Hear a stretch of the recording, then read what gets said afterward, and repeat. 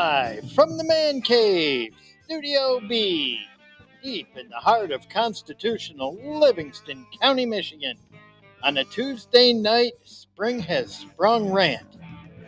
With your co-hosts, Patrick Acton, Dean McBride, yours truly, Larry Parsons.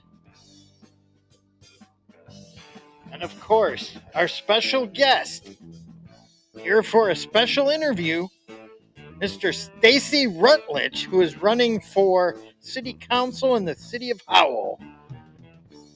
This is My Brain. Now your host, Mr. Jeremy Scott Gibbs. All the gremlins have been kicked out of the show tonight. You wish. The hell is that? Me? Coffee, your microphone's on the floor somewhere. Right here. The tag's right there.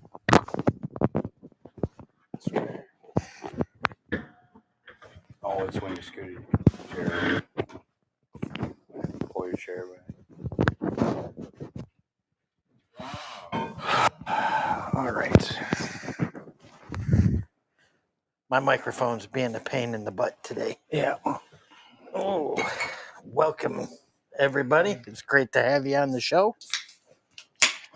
Good to see you, Mr. Rutledge. I'm here. Can you hear me? Turn it back on. I turned it off. Right there. Microphone right here. Oh, that one's shit. That's why it's on the floor. I keep forgetting to throw it away. There you go. Is it turned on? A little red light? There you go. Now see. Test. There you go. Test. Mr. Rutledge is in the house. Of course, Dean's here. How you doing, Dean? Of course. My friend Pat across the table. He's a great guy. Right? Keeps coming back and blessing us.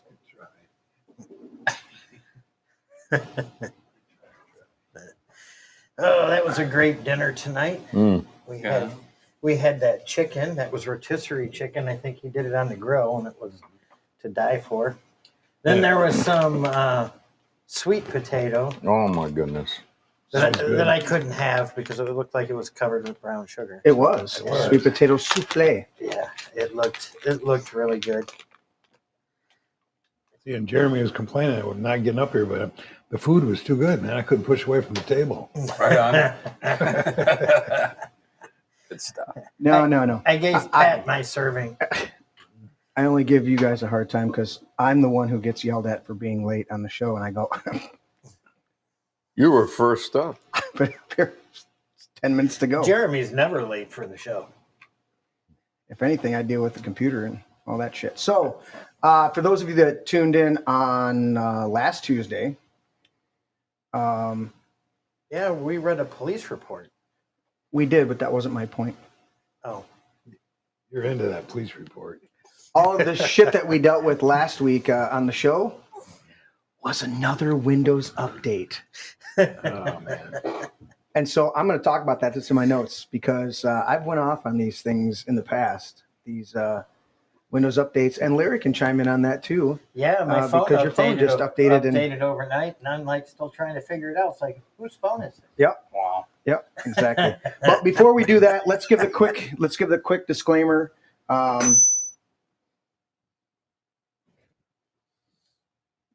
I'm looking to see who's had tucked that earbud into your jacket or into your thing. If the earbuds get too close to the microphone lapels, they do that. They do that. Yeah. Like that. Yes. And you got Figures, something in Larry. your teeth. Oh my God! Stop Now that. that's not me this time. What was that? I don't know. No, he's got both ears in. You've got both ears in. All right. All right, we'll just deal with it. Anyways, welcome to the show, everybody. I'm going to check out the chat and see who's yelling at me. As if I care. And I hear noises. There it is. Oh, yeah, here we go. I am not aware of the Sunday crawl. There. Well, it wasn't when I started things up, so somehow it got switched because I checked all the crawls and, well, whatever. Anyways. Really? I don't know if this is the actual person. It's already been changed, Larry. Oh, okay. But apparently, Mr. Mayo has chimed in and says Stacy doesn't stand a chance against me. I'm 25% black and the blackest man to ever live in Hull. I don't think that's him. I think that's one of our other friends doing a little bit of a troll there. Yeah. A little bit of a troll. Anyways, welcome to the show, everybody. It is what it is. We got this. I'm taking my shoes off because they're roasting. You know, I haven't had the heat or the cold on for like a week, and I keep forgetting to do anything about it. Is it a little toasty up here? Is there anything we have to do about it? No, I just if it's a little toasty up here, you know. No, I think it's okay. It's fine. Okay, just me running around. All right, we'll do this. We'll do this one disclaimer because Mr. Coffee's got to go at a certain point here pretty soon in the broadcast. So we're just going to do this one real quick. I'm going to go to the wall feed. Here we go. Notice this podcast is raw, unfiltered, politically incorrect. We say Merry Christmas, the Pledge of Allegiance, especially the part about one nation under God. We thank our troops for their service. Thank you, Larry and Mr. Coffee, Stacey Rutledge. We only recognize two genders, dangle, no dangle. As adults, we enjoy adult beverages. I have a couple. There's a couple. There's some. There's one. Those are Coke and Diet, whatever Larry likes over there. We cuss. We do not curse or swear. We love Jesus, but we hate religion and religious hypocrites. And if this offends you, you can leave. And if you can read the screen, that's the original type. That's the original text up there. Yeah. So it says you can leave. Yeah, it says you can leave. You can. But you in different alternative language. Lingity. So that we're going to do that. Maybe we'll come back to some of the other ones, but let's get right into it. Stacy, you are running for Howell City Council. Yes, sir. Why? I was at 141 for Terrence Fry's. He won a big award, and I happened to see a bunch of the politicians over to the right, and I went over and mentioned to Deb Drick that I happened to catch her podcast, and it was very, very interesting because it was Sheriff Murphy was on there and got a lot of great information off that. And later on, after the meeting, someone very, very close to me goes, you know, I'm basically the regular guy on the lawn, get off my lawn, you know. And somebody told me, you raised your hand twice. Why don't you raise your hand a third time? And it kind of stuck with me. And I actually called her at 10 o'clock at night and said, I'm going to run. And she said, great. And we met for coffee, and she's been mentoring me, and I'm asking Patrick and Larry and anybody else with some wisdom in the politic game. You know, I found out that, you know, there's a certain individual that, you know, is running that says they might have served, they might have not, but they won't answer the question, you know, hey, can you produce a 214? So I brought in just to prove I have two. One from when I served in the 70s and one during the Cold War. So I actually have two honorable discharges. And so you got out at one point and then re-enlisted. I went in the 70s, and I got out, and after 4 years, did 2 years in active reserve. Went to the Washington State Police Academy and did some time in as a corrections officer, and the Air Force was needing my specialty back and offered me to come back in, and I had a 3-month-old child, and I was like, in a minute. So within 2 weeks, I was loaded up back on the road and went real quick to Tinker Air Force Base for a short time. One of my 9 PCSs in 3 different continents, and a a whole bunch of TDYs and TDY is Temporary duty. temporary duties. That's where they send you off temporarily and you come back. I had to bring a prisoner back, let's say, from Germany all the way to McCord Air Force Base, which was actually a vacation because they gave me 15 days travel and takes you a day and a half to get there and a day and a half back. So the rest was spent with my brother and my family. But I was a MP. It's easier to say MP than what my classification was, senior security specialist. It's just easy to say MP than that and explain what senior security specialist is. But that's how I got in the ball game and started going around. I collected enough signatures just within 3-4 blocks of my house, and some of the regular people, such as myself, just regular guy, not a politician. But I think I have something to offer to the city. They might not like it, but I think the people of the city might like what I have to offer. very good. So it is your intention to make Howell a better place for everybody. A better, safer place to do what you can. I have broken down. I had it down to 3. I have to speak at the commissioners on the 27th, I believe it is.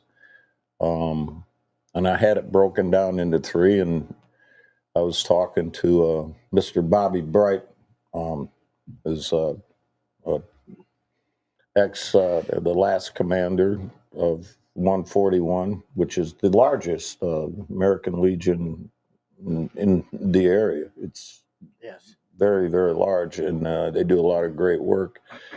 And he happened to give me some advice. So actually my 3 main speaking points, very briefly, got broken down into 2.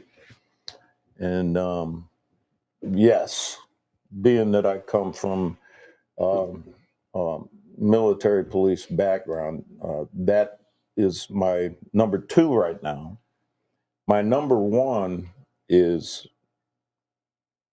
I call it zooming, which is basically transparency that the House City Council doesn't have. Now, here we have Jeremy's podcast. We have Deb Drick's podcast. We have Aaron is going to have me on a podcast and ask me some questions in the future. Now, Aaron and Deb can do theirs with 1 or 2 cameras. This is very fancy with, the surround cameras and everything. I mean, it's very, very fancy. But you can do a podcast. You can do a streaming podcast. You don't need a ton of money. And if maybe we weren't spending $20,000 to prove that we're not racist, maybe they could put a camera in the ceiling and we could actually see. There's a lot of people out there, when I talk to them and I add up and then see what the majority is, they want to know beforehand where their money might go.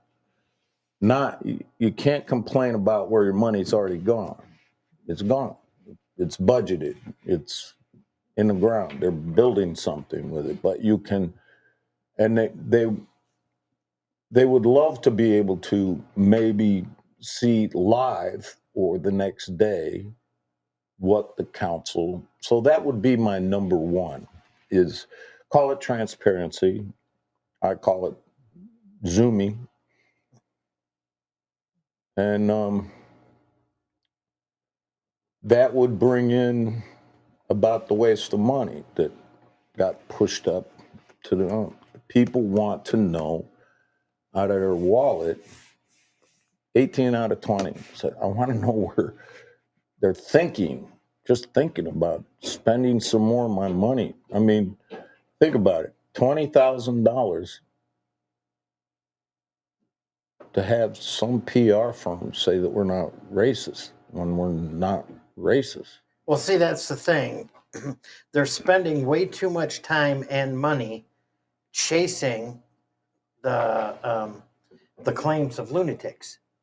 There's lunatics in this community spouting off all kinds of garbage that Livingston County, we're a white supremacist neo-Nazi community. That's a line of bullcrap, is what that is. It's see, what happens is the extremists come in and they create a narrative, and then the Howell City Council, instead of ignoring the morons, are spending money on both sides, left and right. You So- got the right crazies, the white guy in the suit, supposedly a Nazi or whatever. Well, that's then not right. if you take That's away, left-wing.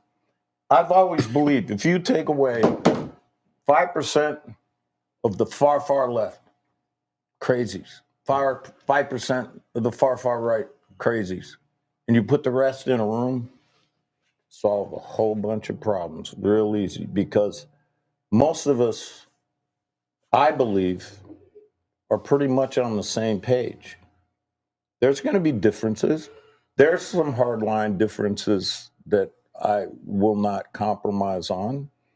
Talk about it later. But you take away the far left, the far right, you put the other 80%, 90% in a room, you're going to get some stuff done. I firmly believe that, because I think we all know maybe somebody that's a little bit different thinking than us. Mm-hmm. I believe you do. I believe Patrick does, but you get along with them. Might not agree with everything, but you can get along with them, and you can probably solve a problem with them. I firmly believe that that can be done, but the people really, the regular people down my block, Tammy, Nancy, Bill. To give you an example, the little green AT&T boxes that are poking up out of the ground everywhere? Some are smashed over, been run over. Mm-hmm. Do you know that is like a lifetime easement for AT&T, whether it works or not? What? Yeah. Nice. Yeah. They put them in the 70s or whatever, and they own that little box, whether it's, and I've called up 100 times on mine, doesn't have a cover on it. There's wires sticking out. I've cut some of the wires that are sticking out that aren't connected to anything, because it would hook on a shirt, maybe pull me off, and I'd get thrown into the road. But they actually have it's theirs. Howell can't do anything about it. Well, that easement there is for all utilities. No, we're talking just the green AT&T. Most of the stuff now is optic, and it's above or below ground. I doubt that the AT&T box, if I followed it down one block, that the one that's smashed completely to the ground, I mean, literally smashed like a pancake, just laying there, they're hooked up together. Somebody must be without AT&T or something, but it's kind of crazy that they can't force AT&T to fix the box, make it at least presentable. Mm-hmm. Hold them accountable. But that's just one, and that was a neighbor 3 houses down, and he brought that up, and I ran home, and I have this mental problem that if a question comes up, I have to find the answer. I have to. And I ran home, and then I ran back to his house within about 10 minutes and told him, he goes, "You got to be kidding me." I go, "You can Google it. Google it up." Stuff like that might seem petty to somebody, but to some people, that have that in their front lawn. You know, it's not petty. Right. So It's a lot of, well, and it being practical is one of the things that I want to see out of a city council person is practical. Not talking about DEI and talking about all this other garbage, but and whether we're a racist town or not, but actually dealing with practical things, real things, and that's what you're talking about. Is these boxes? I've seen them boxes that are laid open. You'll get a fine for having not mowing your lawn properly, but AT&T can have a box that's blown up for months or even longer laying there. I got $100 or I got a $25 fine for I was not feeling well. Wife was not feeling well, and I had snow on my sidewalk. Understandable, should be removed. It wasn't a $25 fine. It came to $100. $75 was for administrative fees to send something in the mail to me, and that was upsetting. Is there anything I can do about it? No, it's over, you know. But when I talk to people about things that I know, that I've talked to people in the know, and then I talk to regular people, my next door neighbors, young guys. I go, did you hear about this? I went, what? They have no clue. They have no clue. And that's why my number one, I call Zooming. Why can't you put what you're talking about so that way it's there? Like, we can go back with Jeremy's stuff years or whatever. So you're saying there's a closed session? They close. They don't. They don't have what like Heartland has, or right. You have, or Deb Drick has, or Aaron has, and he just uses a cell phone.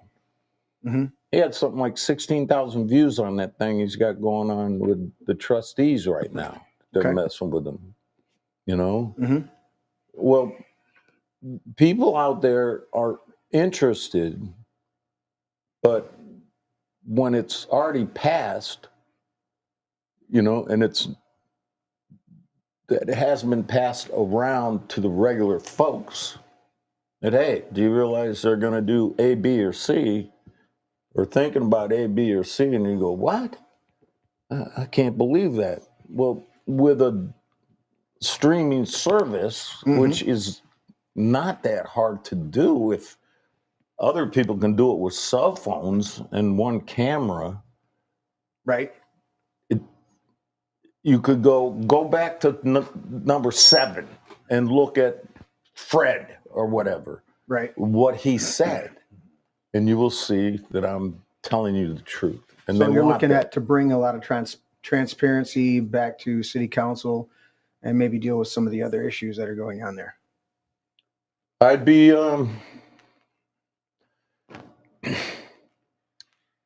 that, and I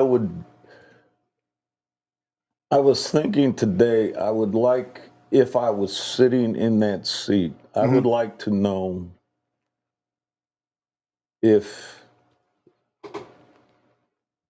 Fred is always, I would like to follow the money trail. Right. A lot of times the money trail will tell a story. And that is something that would be privy to the council members, but I'm not one to keep a secret if it's something like that. Yeah. And they probably wouldn't like that. Yeah. And I'd probably get immediate blowback. I'm pretty thick-skinned. Right. I do not care what someone thinks of me, because I know I'm a good person. And I know I love my neighbors. I know I love my town. I know I love the shop owners. I know a lot of shop owners personally. Mm-hmm. I have coffee meetings coming up with shop owners, you know, on my schedule to talk about this type of thing. I might be just one, but one might begets to two. Right. 2 years down the road, to 3, to 4. You've got you've got a Zoom meeting at around 9:00 tonight. Yes. So we've got it's 8:44. So we're gonna get you wrapped up here. Okay. A couple quick questions that I wanted to ask you from the chat, and then I'll have you give us a little final thought. Sure. Or a little stump. There's a bunch of questions that are hilarious. But somebody's chiming in there talking about how it's actually 10K. I don't know whether it's 10K or 20K that they're spending to prove that we're not.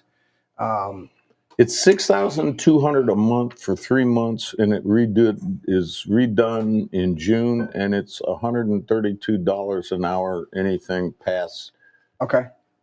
that contract. So For the contract is $6,200 a month. for a PR company to prove we're not racist. A PR company, and I believe Okay. they're out of Holland, if I'm remembering Holland. correctly. I think they're out of Holland. I Oh, think. Holland, yeah, Holland, Michigan. I always think of Holland, actual They Holland. have There's a lot of tulips in their yard. They do. A lot of tulips. Yeah. But go Apocalypse ahead. Now. And so it's a monthly fee. Yeah. And an hourly Rate. Yeah. To prove that we're not something we're not. And this is all because of groups like Sage that run around spreading their hate and lies Well, around. and our aren't some of the other community. people that are running also saying that we're racist? Don't say names, but yes. Well, yeah, I believe that there's a character that stood up at a local county meeting Right. before the commissioners and told them that we had a white supremacist Nazi problem. It was, Right. it's fictitious, but yeah. And, I believe this guy now has the nickname, the Livingston Strangler, but I'm not going to say his name though. There was a question in here. It was a really good question, but something about that you have to. Where was it at? I guess it's done. Oh, your energy's a little low. I want you to address that and then give me your final thought. Your energy's a little low. I want you to tell people you've been battling with health issues. You used to be a regular on the show with us. Yes. You've been battling with health issues. It was commented that you're a little bit low energy. This Jeffrey, a Mayo person in the chat, said you're a little low energy, and they feel like they would beat you in a landslide just on energy. Oh. And so it's clearly one of our buddies joking around. Right. Yeah. Right. But I'm a little quiet. you're a little quiet, but your energy's a little low. But you've been dealing with some health issues. You just recently had a surgery. And we won't get into the details of that, but I wanted people to know that you're normally much more animated, but you're using a cane right now, and you're on the mend. You're on the mend, but the cane is slowly less and less necessary. Less and less necessary. Absolutely. The energy level, if somebody is being serious about my energy level, it's one of our friends just saying you're for 8 months I have been under some serious health problems, which are cleared up and getting better every day. Yeah, and we miss having you here because I always liked your sense of humor and the shenanigans me and you conspired together. And I love having to go.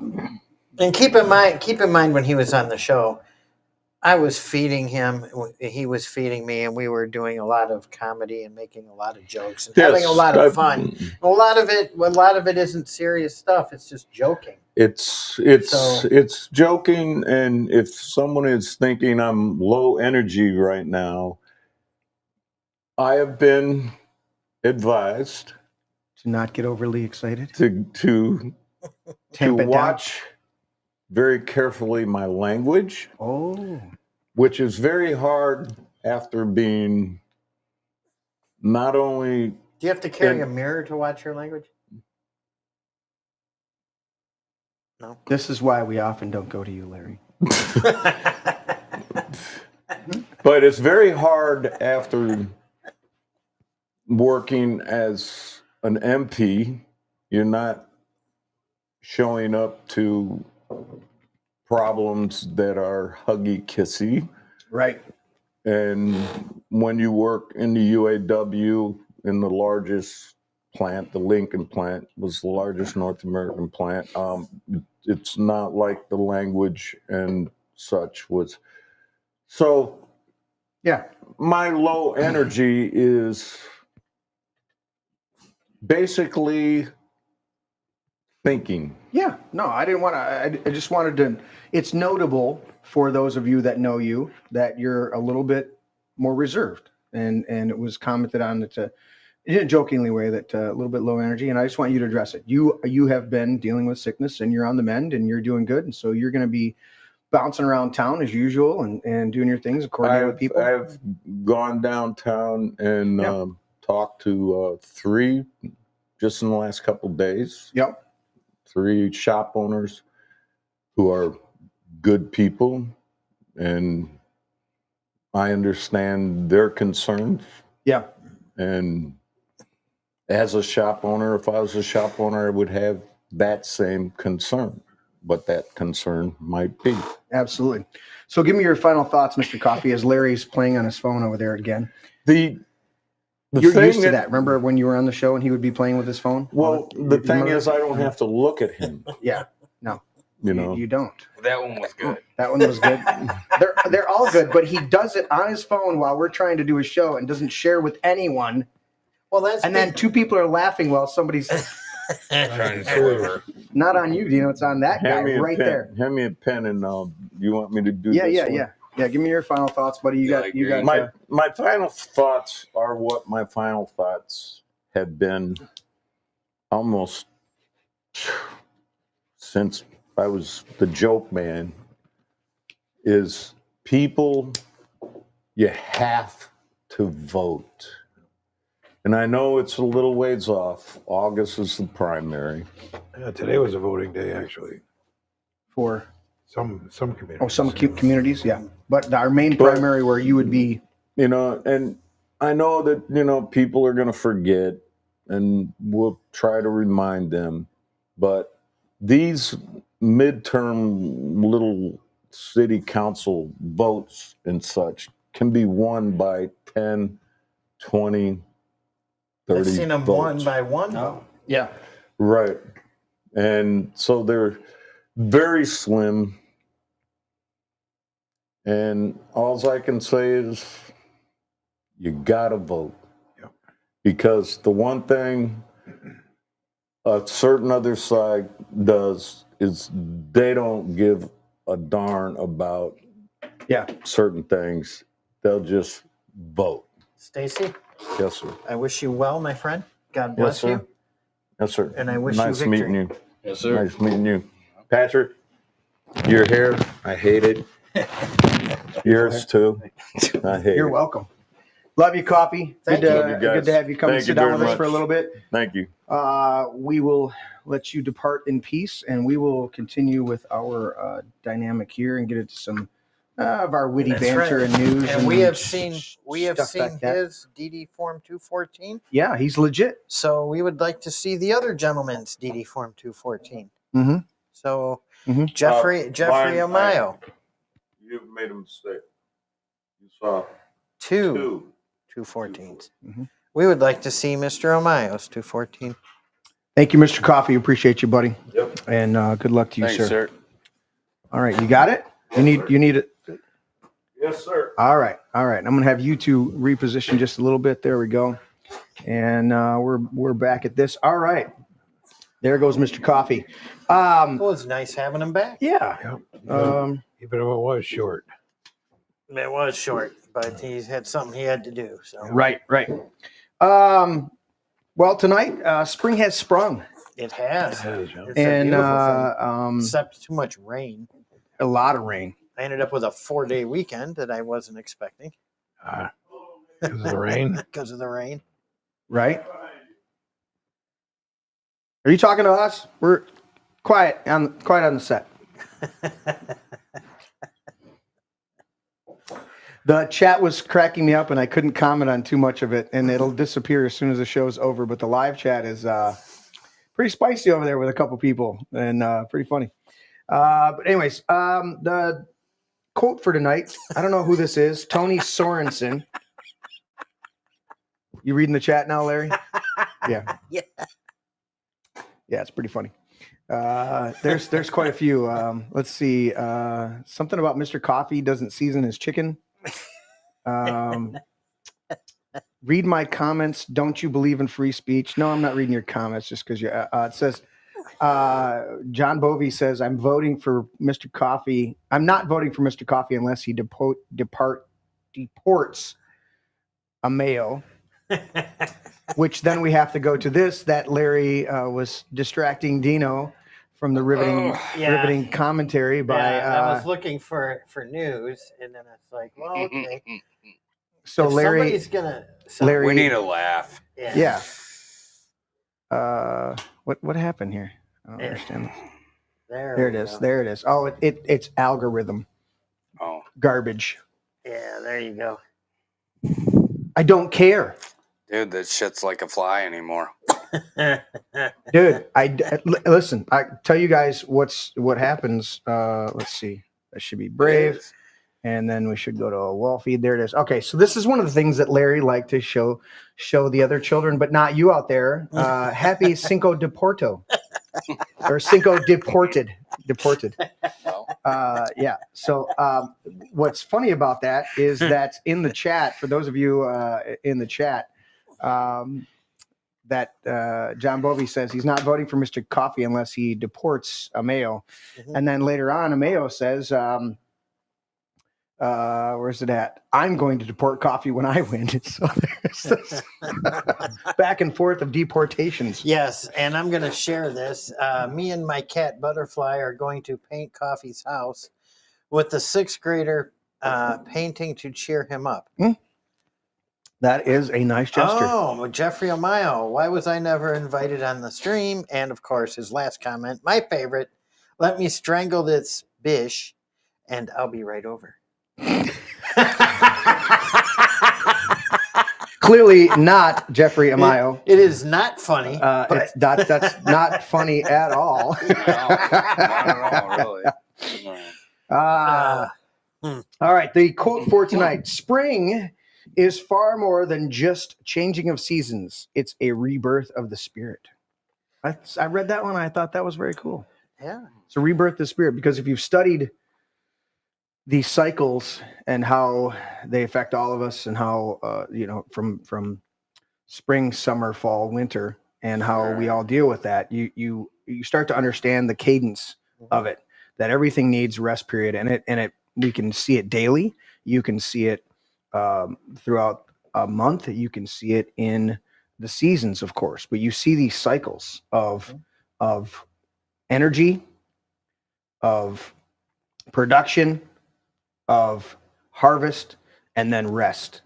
And it just keeps going, where we've got this birth, this rebirthing, birthing of things, and then you've got this production through the summer, and then you've got this harvest in the fall, and then you've got and you can have it throughout a day. You wake up and you're like, oh, it's still cold, it's still this, but you're that seed getting watered, and then you go through your day, and that's your summertime. Dude, the bear hibernates, man. Yeah, a human should too. I try to hibernate every night. Straight up. I think you should have to do is just chuck some wood in the kennel, and just stay warm for the rest of the winter with your dog. So I like that one.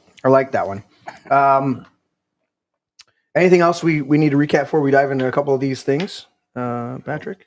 What dinner did we do it for? Dinner? Yeah, Larry tried to point it out, but we didn't do that. Well, I finally had your famous signature salad, man. All right. Yeah. After like 4 tries of you bringing it over. Oh yeah, you kept missing out. I know. He kept on asking me. He says, "I'm not going to ask you again." One of the last times there, and I was like, "I'll let you know when I've had it." So I did. All right. What'd you think? What did I think? I liked the strawberry touch. So did I. Who's complaining? Was it Coffee that was complaining about the strawberries? Not complaining seriously, but he was like, "Hey, strawberry." I'm like, dude, you give me strawberries, sweet peppers, even I love banana peppers, but that's a ferment or a pickled thing. Right. But the strawberries, the sweet peppers, croutons, cheese, and then maybe some lettuce or something in there, and I'm happy with it. 3 different types. Do I have it? You know was what's- it light lettuce? Was it romaine? And was it basil leaf? That was a cabbage that I put in there. Okay. Amazing. Mini sweet. That was the first thing I ate before I ate everything else. The sweet potatoes were awful tasty, and so were the rotisserie chickens. Oh yeah, Perfectly done, nice and moist. was that good? It was awesome. Yep. What are those little sweet peppers? The little ones, the little teardrop ones. You know what ones I'm talking about? Yeah. I know what they're called. I want to say like teardrop. You know, I mean, like the Japanese type ones, and that are hot. No, these are sweet. I had them. You know what? The first time I ever had them, I had them on. It was a these right here. What are they called? Sweetie drops. You guys ever seen these? They're little sweeties. Is this the right ones? Or maybe they're... These look a little bigger than the ones I'm thinking of. But they're little tiny little peppers, right? And I had an antipasto salad and they had them on her. Mhm. And I'd never had them before. And I'm like, dude, these are awesome. They were sweet, but a little bit, it was great. I was enjoying myself. So it's good stuff. Let's see out there. All right. Be nice in the chat. Anyways, we got a couple things to cover. Disclaimers. For Larry's. Oh yeah, we want to do some disclaimers now that we're in full blown show mode. What do you want to do there, Patrick? You would challenge us? Harmless dude. Oh yeah, harmless man. Okay. Anyone you give me. Oh, I'd like to give you, but I literally did you see me trying to open the window and it doesn't want to go to it? Okay, well. No, it's fine. That's not one of the bugs I'm worried about. Have to do it from memory. No, here you go. Oops. Disclaimers. And there it is. It was on there. All right, go ahead. I would challenge you to a battle of wits, but I can clearly see that you are unarmed. Unarmed. Oh, no arms. Where's the armless dude? Armless dude's up on the shelf above you. Okay. Yeah. Dino, let's see. I had to You know look what, and- Dino? He is arms. You saw him The up there? little stormtrooper Yeah. has no arms. Exactly. We'll grab him down so everybody can get a laugh on that. Dino, in honor of Mr. Coffee being on the show, go ahead, buddy. What doesn't kill you makes you stronger, except for bears. Bears will kill you. They just kill you. They They kill you. just kill you. Larry, since you're a new one again. a long habit of not thinking it's wrong to do the same one every week. Yes. A well-regulated militia being necessary to the security of the free state, the right of the people to keep bear arms shall not be infringed. That was issued December 15th, 1791, and it doesn't ever expire unless we let it. From my cold dead hands. Quite cold. I'm trying to find my. That guy there did not retain his right to keep and bear arms. No, he did. This guy? No, he did not. That's right. He lost Complete that right. He lost. Sorry, everybody. I'm trying to push the right button, and it didn't want to work. But this is the guy right here, and I was trying to get to this camera, and I'm trying to get to it right there. Okay, this is the guy. You can see the holes where the arms should be. That is Patrick's guy, because he would challenge you to a battle of wits, but you can clearly see you're unarmed guy. So he gets that one. Unarmed man. All right, let's do. I guess we can do. I'll do. Let's see here. Well, in the beginning of a change. The patriot is a scarce man and brave and hated and scorned. When his cause succeeds, the timid join him, for then it costs nothing to be a patriot. Mark Twain. Very, very powerful words there. All right. And here we go, guys. We've already an hour into the show, but let's do this. Never apologize and never explain. It's a sign of weakness. Weak. And I think that people out here would do well, if you're watching, to understand that apologies do nothing with these monsters. Absolutely nothing. Absolutely nothing. I don't even know what that song is, but it was cool. You're making it up? Well, I was thinking of absolutely Yeah, my head nothing. going like that. What's the Jeffrey Mayo says, it's been I found Christ, but I still have a woman that can't breathe. I know. I'm trying not to read a bunch of those. Yeah. I'm trying not to read a bunch of these. They're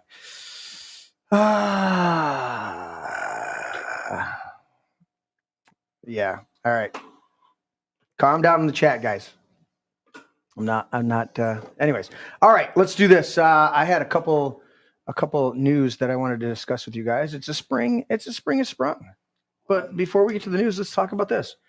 We came on in the midst of we heard 3 little booms, didn't know what they were.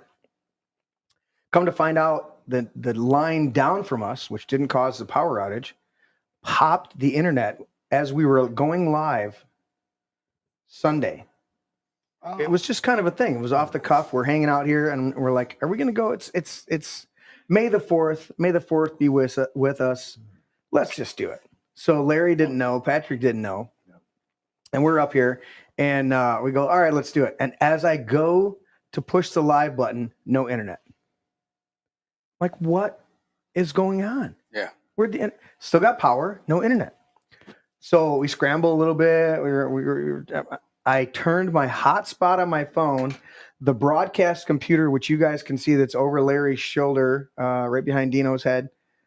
I log into my hotspot on my cell phone for this one, get that computer up and running on the hotspot. Of course, I can't use my phone then to check if somebody sends me a text while we're doing the show. So then we just go. I don't have half the controls because this computer that I use over here doesn't have any web. So I can't monitor the show from that computer as well as I can't monitor it from my phone. So I'm like, well, I just hope everybody's having fun out there. Yep. And so we actually we did some trivia and then we built that the ship at the end of the table there. Oh, cool. I don't know if it'll zoom. You can grab it, Patrick, if you want to. I thought it was an amazing night. Yeah, and Vince was doing trivia with us. Yeah. So this is we talked about it a little bit on the show. I'm gonna go to this. We'll go to us, but this is the Princess Leia ship from A New Hope. It's the one that comes racing down like this, and then the big the Star Destroyers following him behind him. But that's the ship, and I built that with Dino and Bubby primarily while we were doing the show on Sunday. It was pretty cool. And then got it done. We didn't end the series. There was cups of ice full. Yeah. There was whiskey, liquor. We did not. I was like, no. I didn't even care. We were pissed. I'm almost done with the base part of it, and I'm like, I'm ready to quit. We're like, no, we're finishing it. So I was like, I thank you for the. Is it a kit? Is that what it is? It's Legos. Yeah. So you gotta put it all together. So we weren't even intended to do that. He's a master at it. So we were just like, I'm just cranking it out as we're like, you know what? Here's this ship, and we can put it together. And Dino's like, just let's put it together. I'm like, all right. We dumped it out right there on the show. Right. So pretty cool. But that was so May the 4th. We actually put it's got a little heft to it. We actually put A New Hope, Empire, and Return of the Jedi all on the screen. Played them all. We had Return of the Jedi going while we did the show. But we didn't get a copyright strike because it's you couldn't hear it and you couldn't see the whole screen. Right. Fitting the armless dude on top of it. Yeah. There you go. He's large and in charge, even without arms. Yep, he is. You can just see him like in the camera there. He's just An unarmed captain. an unarmed captain. I don't know about that. Anyway, so That was good. What did you do? Did you have anything for May the 4th? Be with you? No, nothing really. It's amazing the amount of people that have come in and are like May the 4th. I had one of my buddies sent me a text on Sunday. He's like, May the 4th be with you. I'm like, sweet. And then I saw a bunch of them, him and a bunch of the other hockey guys on Monday. And the one guy that usually he's given me 3 or 4 Star Wars t-shirts. I was like, dude, Mark's the only one that sends me a thing. And he's like, dude, I totally forgot. I'm like, you're the one who walks in with Star Wars t-shirts every week and has given me. He walked in one week with the Star Wars t-shirts a couple years ago. And I was like, dude, that t-shirt's awesome. And he comes in the next week with a bag and throws it at me. And there's 4 or 5 t-shirts in there. I'm like, what is this? He goes, you needed them. I was like, okay, bro. So it was pretty cool. Cinco de Mayo on Monday. Yep. Did you do anything for that? Did not. Larry went and got like 4 margaritas. I'm boring. He didn't drink margaritas. Well, he gets the salt on the Margarita rim. Lopez, Margarita Sanchez, Margarita. Oh, just kidding. Larry he has to get the salt on the rim because he can't do too much sugar when he does that. Anyway, so nobody did anything for Cinco de Mayo? No, I don't celebrate Cinco de Mayo. It's actually Vicky, my mother-in-law's birthday, and she doesn't advertise or say anything about it. And like partway through the day, I'm like, today's your birthday, is it? She's like, yeah. I'm like, what are we doing? She's like, it's just a normal day. I'm like, we leased it. So we decided we were going to go to the buffet because we didn't do it on Sunday. And they're closed on Monday. I even asked her, I was like, are you sure they're open? You better call. She's like, no, it says they're open. We get up there, they're closed. And we look over at Los Tres Amigos, which would have been her second choice, right? From the Chinese buffet. And it's packed. I haven't been there yet. It's packed. And we had Bubby, and he says, my grandson, and he says, it's packed because the buffet's closed and everybody's over there. And we drive out. We decide to go to Bluefin. And we drive out of the thing. We hit 59. You got to go like 10 feet to go to Bluefin, the Japanese steakhouse. And Vicky goes, no, it's a Mexican place and it's Cinco de Mayo. That's why they're packed out. Yeah. We're like, oh, yeah. We probably got a margarita special going on, everything like that. So we went over to Bluefin, had a great. The Bubby gets this. It was called the Michigan sushi plate, Michigan. And it was salmon, cucumbers, and what was the third thing? Salmon, cucumbers, and something else in a sushi roll with a little bit of tuna on the top, and then some other, there's other spices, and it's obviously with the rice and all that stuff.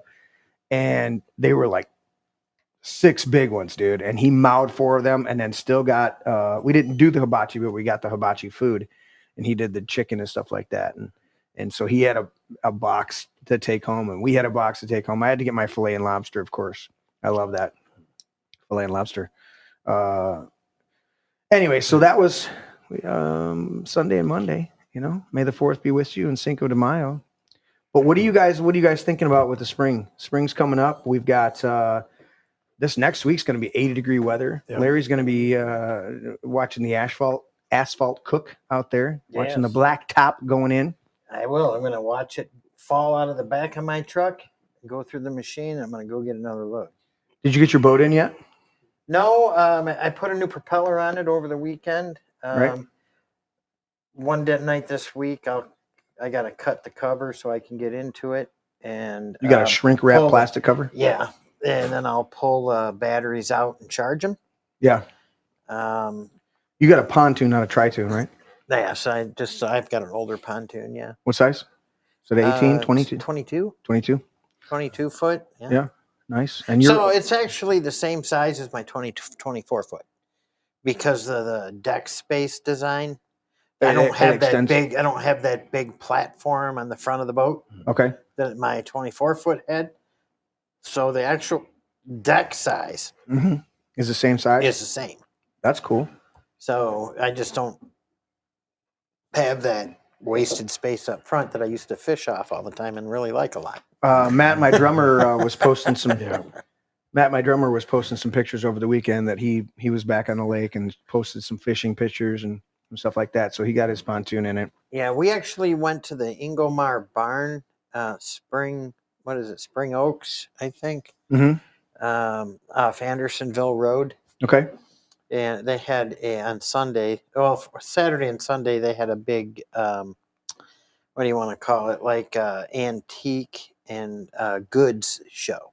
Okay. So there was some, you could buy just about everything there. Some guy had some gas pumps that were really nice. Oh, I love the old school gas pumps with the glass in them.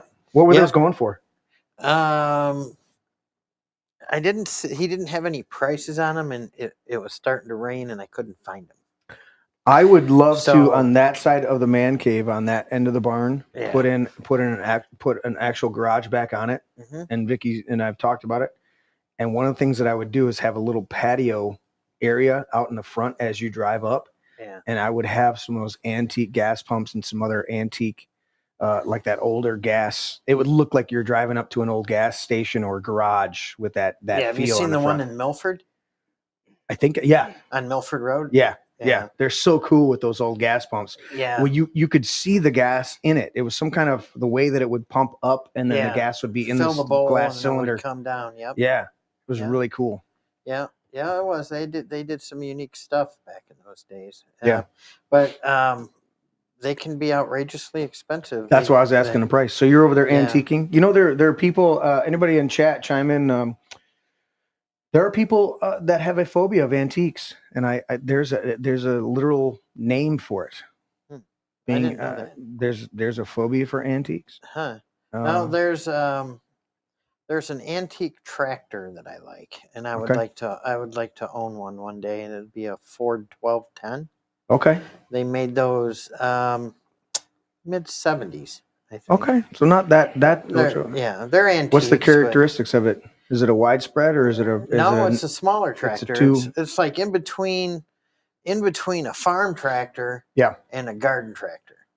So like the tractor that I currently have right now is John Deere's. You could either call my tractor John Deere's smallest farm tractor or John Deere's largest garden tractor. I can put a PTO off the back, and I can run like a rototiller, or I can run a broom up front, or a snow blower. Or you can put a blade up there and control up, down, left, and right. You can put a loader bucket on it. You can put a 3-point hitch off the back. Nice. You can drag a blade with it. I mean, it's just light because it's only 22 horsepower. It's fuel injected. Right. It's regular gas then. Yeah, it's regular gas, and it's all-wheel steer. I like the John Deere all-wheel steer. Okay. So it's almost a zero turn. You didn't put any fluid in the tires? No.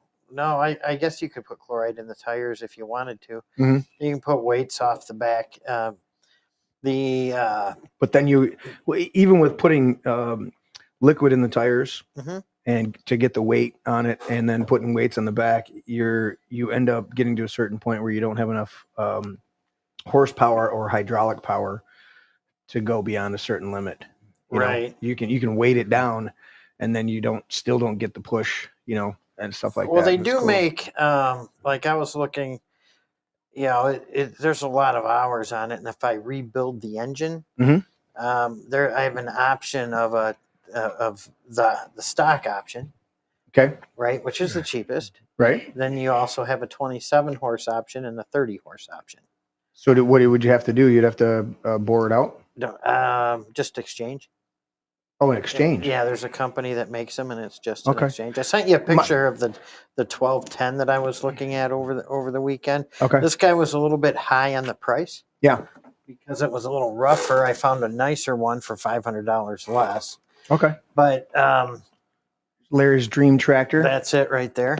What year is that one? Looks like a 71. That's a mid 70s. I'm not sure which year it was. I do have the data plate. I was planning on running it, but he's about $1,000 higher than what I'd like to pay for it. Yeah. You do a sandblast on that and a repaint on that. That's looking good, because all of that, what I'm seeing right there is just a lot of surface rust. Yeah, I don't see. I didn't see a lot of dents or anything. The tail light on the back, if you look on the back fender, that was kind of funky. That would have had to been repaired. Looks like a replacement one. Yeah. But you can get a lot of times, if you do a search or even have it, you can get all of that vinyl, all those stickers and stuff like replaced that look brand new. So you can strip these down. I've seen them where they strip them down. They look pretty badass. Yeah. So is that something you're thinking about for the summer, a project like that, or are you just looking around? No, it's a project I would like, you know, but I have to research the tractor and make sure I can put a loader bucket on it, because that would be the main thing I'd want it for. Right. You know, is plowing my driveway and then taking all your trash and dumping it in the lake. Yeah, taking all my sand down and dumping it in the lake. Yeah. Oh, not trash. Yeah, not trash. No. Dino, I bring sand in every couple of years, and I bring in large amounts. Okay. And what I do is I pile it up at the beach. Mm-hmm. Right. And I rake forward what I want on the beach. Yep. And then I leave the rest. And when the boats go by, the water comes up, and ain't nothing spreads sand better than Mother Nature. Rain. Yeah, the rain and the sand washes it all down. And a lot of my neighbors and stuff have a mucky bottom. Right. I don't. I have the sandy bottom. So I know Dino's looking forward to a lot of riding this year. And we were trying to tackle a little bit of an electrical issue on his bike there, but he likes to get on his bad motorcycle and ride. Larry, you ride. What do you got? I've got a Triumph America 2011. It's a 865cc touring bike. Okay. Dino, you've got a modified Honda. What's the? Yeah, it's bobber style. It's a BLX. Do I have a picture of that? 600. So we're working on the electrical. We're having spray some water on it. I don't have a tail light on it. I got exposed wires I had wrapped around with some electrical tape on the back side of the frame where it's supposed to be connected to your plate. Yeah. I didn't think too much about it. It was pretty dirty, so I was like, I'll just splash some water on it and I'll polish it up. And when I went to go turn the key and I went to go hit the run switch and kick it over, I didn't have anything except for my headlamp. So it was a little frustrating today. Yeah. And we worked on a little bit, and at a certain point I was like, all right, buddy, I got to go get ready for the podcast and get some food on. But by the way, I threw a blanket over that and tucked it underneath that overhang for now. Yeah. Yeah. So it's not exposed to the weather. Let me see if I can do a couple of these. I'll share these with you guys. So Jocelyn and William it's Jocelyn's junior prom, and her brother was kind enough to step up. And whoops, I can't do that one, can I? I tried to go to the Google thing. I've got to add. Just a second, guys. My bad. Okay. It's fighting me. You see the way that browser didn't want to open up and fight me? I'm going to add it to this scene right here. And I'm going to add... Anyways, I'm going to share these with you guys. I'm going to add I've got to add Google Chrome because that's where my Google Drive is for these. Is that where I do it? Web page? Is that how I did it before? I think so. Nope, that's not how I do it. Anyways, I'm trying to share these these pictures with you guys to show you Dean's bike and the kids. Where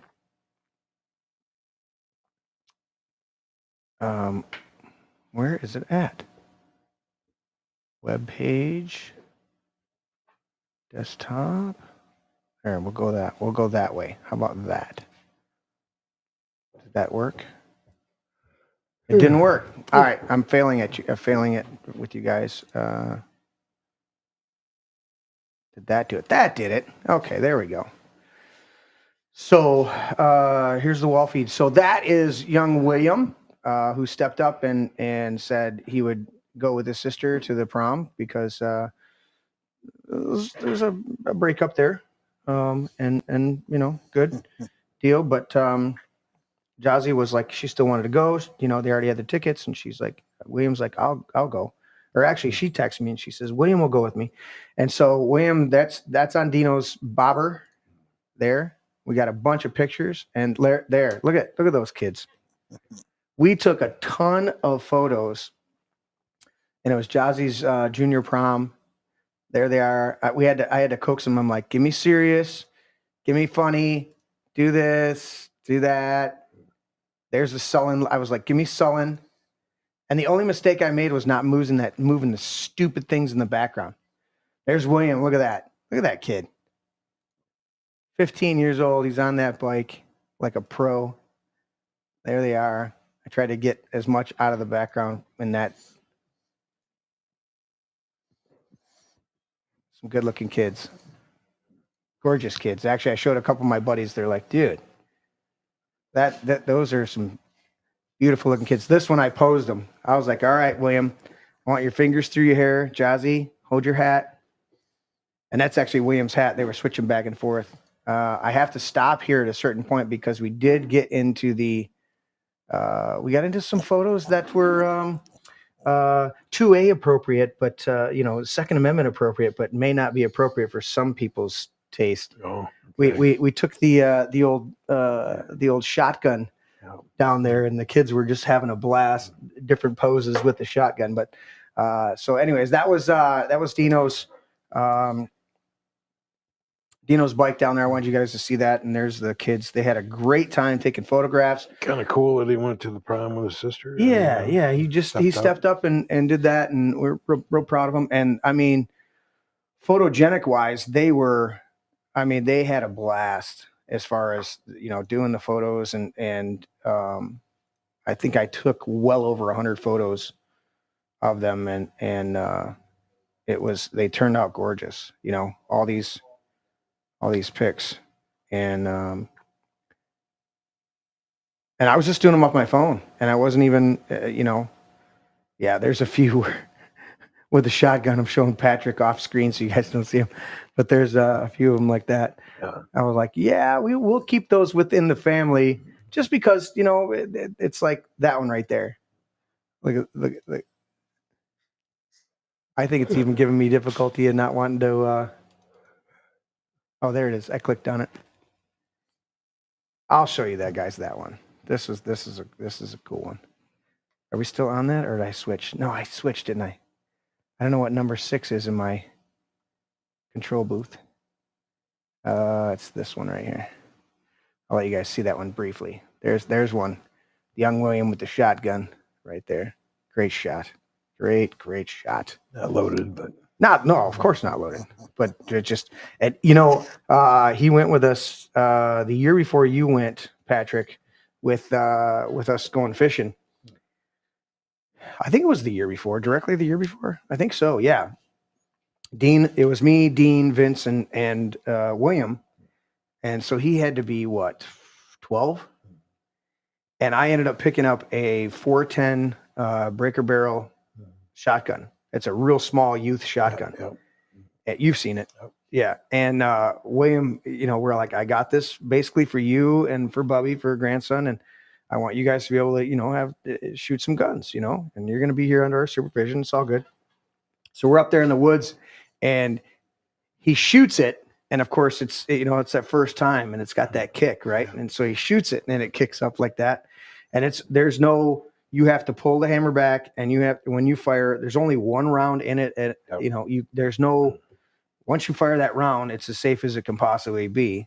So he fires it, and it kicks up at him like this, and he turns around, he looks at me, and he goes, I like this. I like it a lot.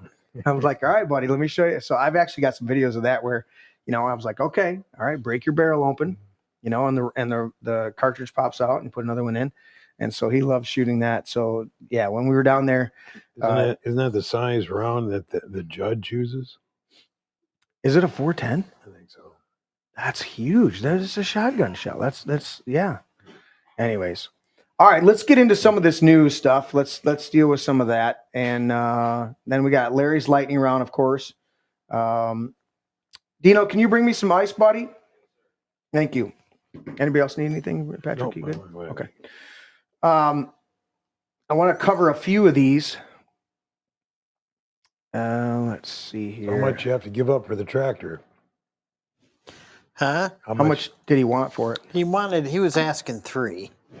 And I thought that was about $1,000 over what it was worth. Okay. Needed a clutch plus all the paintwork. Yeah. I found a nicer one for $2,500 on Facebook. Still going to need some work to get it up to speed. Yeah. Okay. So a number of things going on this week. Obviously, the news is always there, and we'll cover some of it and just have a discussion. This MTG's out there talking. We like her.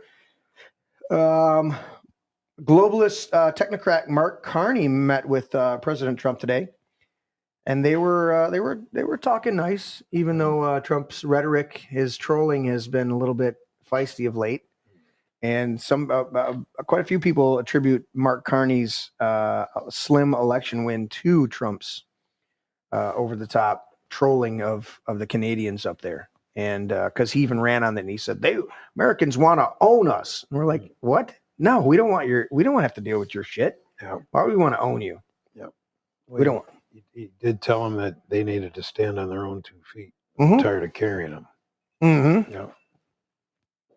Oh. Yeah, I listened to most of his interview today, or not the interview, what do you call that? When the president meets with somebody, lets the press in there. A presser, press. It's not a press conference, but it's a cabinet meeting. Not a cabinet meeting.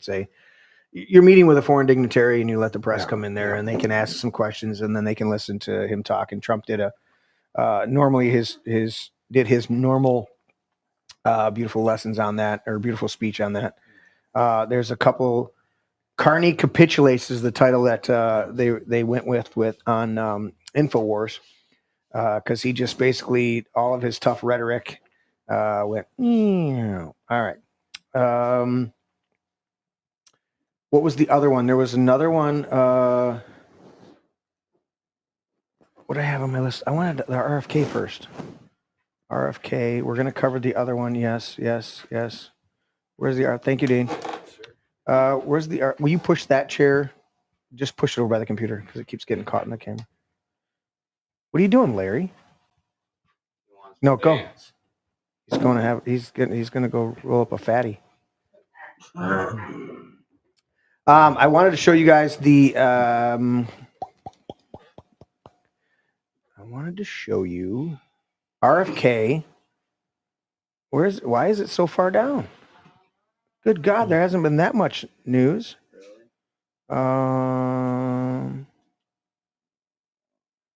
There's an RFK story. Well, when I was on my computer like an hour ago, it was one of the top ones, and now it's at the bottom. Let me double check. Let me go back up to the top. But basically, RFK has come out now, and he said that the number one thing new parents should do is, let me double check to make sure it's not on the other site. Not vaccinate their kids. Well, this is what he said. Oh, it is. It was. Right. It was on. This is where I need to. I tried to put it in my notes today for the show. But RFK came out and said, look, for new parents out there, the number one thing you should do is do your own research, which is the scariest thing that the media ever hears, because they don't want So are you to do you telling me the FDA and the CDC and they can't give us and provide us all the information we need, that we have to do our own research? Well, because their research is going to be But we flawed. trust you to package our food, and we trust you to look at our children at a young age, FDA approved, and say, well, in order to get into school and in order to, you got to have this jab. You got to have that jab. Mm-hmm. Get the fuck out. Yeah, no, you're exactly right. And that's F-bomb. I got to get Nicole to make crochet us the F-bomb so we can drop them properly. And they just go thunk on the table. the metal one. Give me one of those whistlers that go. I should put that in here in the sounds. The sounds here, because I don't have it. I don't think I have any of those. What did I have in here?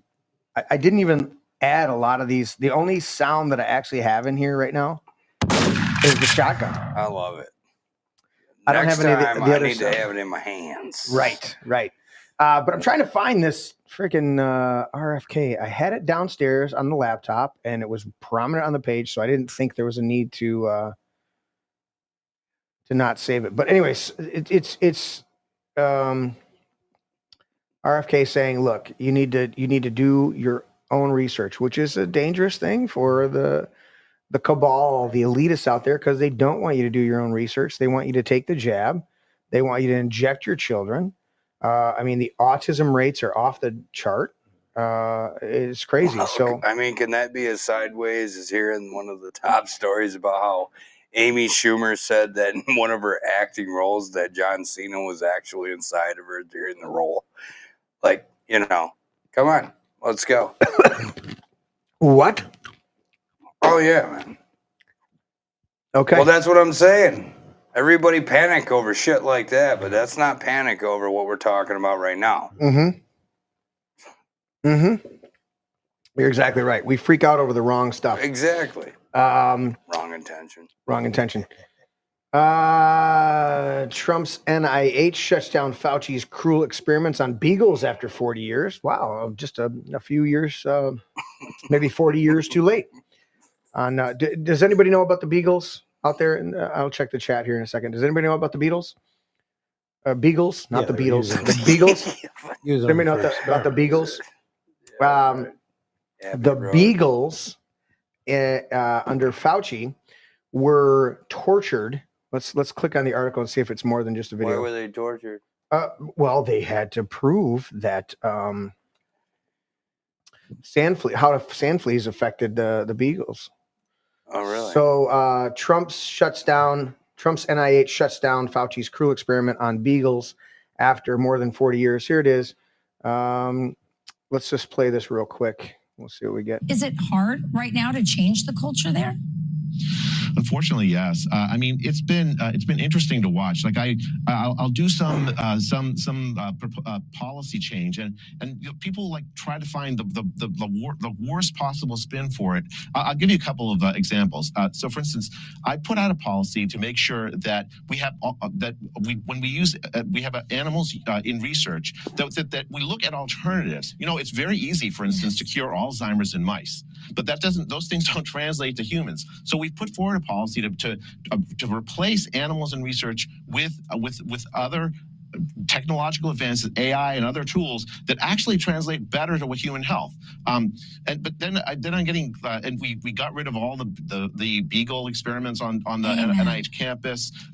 But it's sort of like people just don't trust the NIH anymore, and I can understand why. The NIH during the pandemic leaned into lockdowns, school closures, all these things, and so I think there's still a level of distrust that the American people have for the NIH that I'm hoping under President Trump we can reverse. Has PETA reached out to you and told you you're the latest hero? They must be ecstatic with you right now.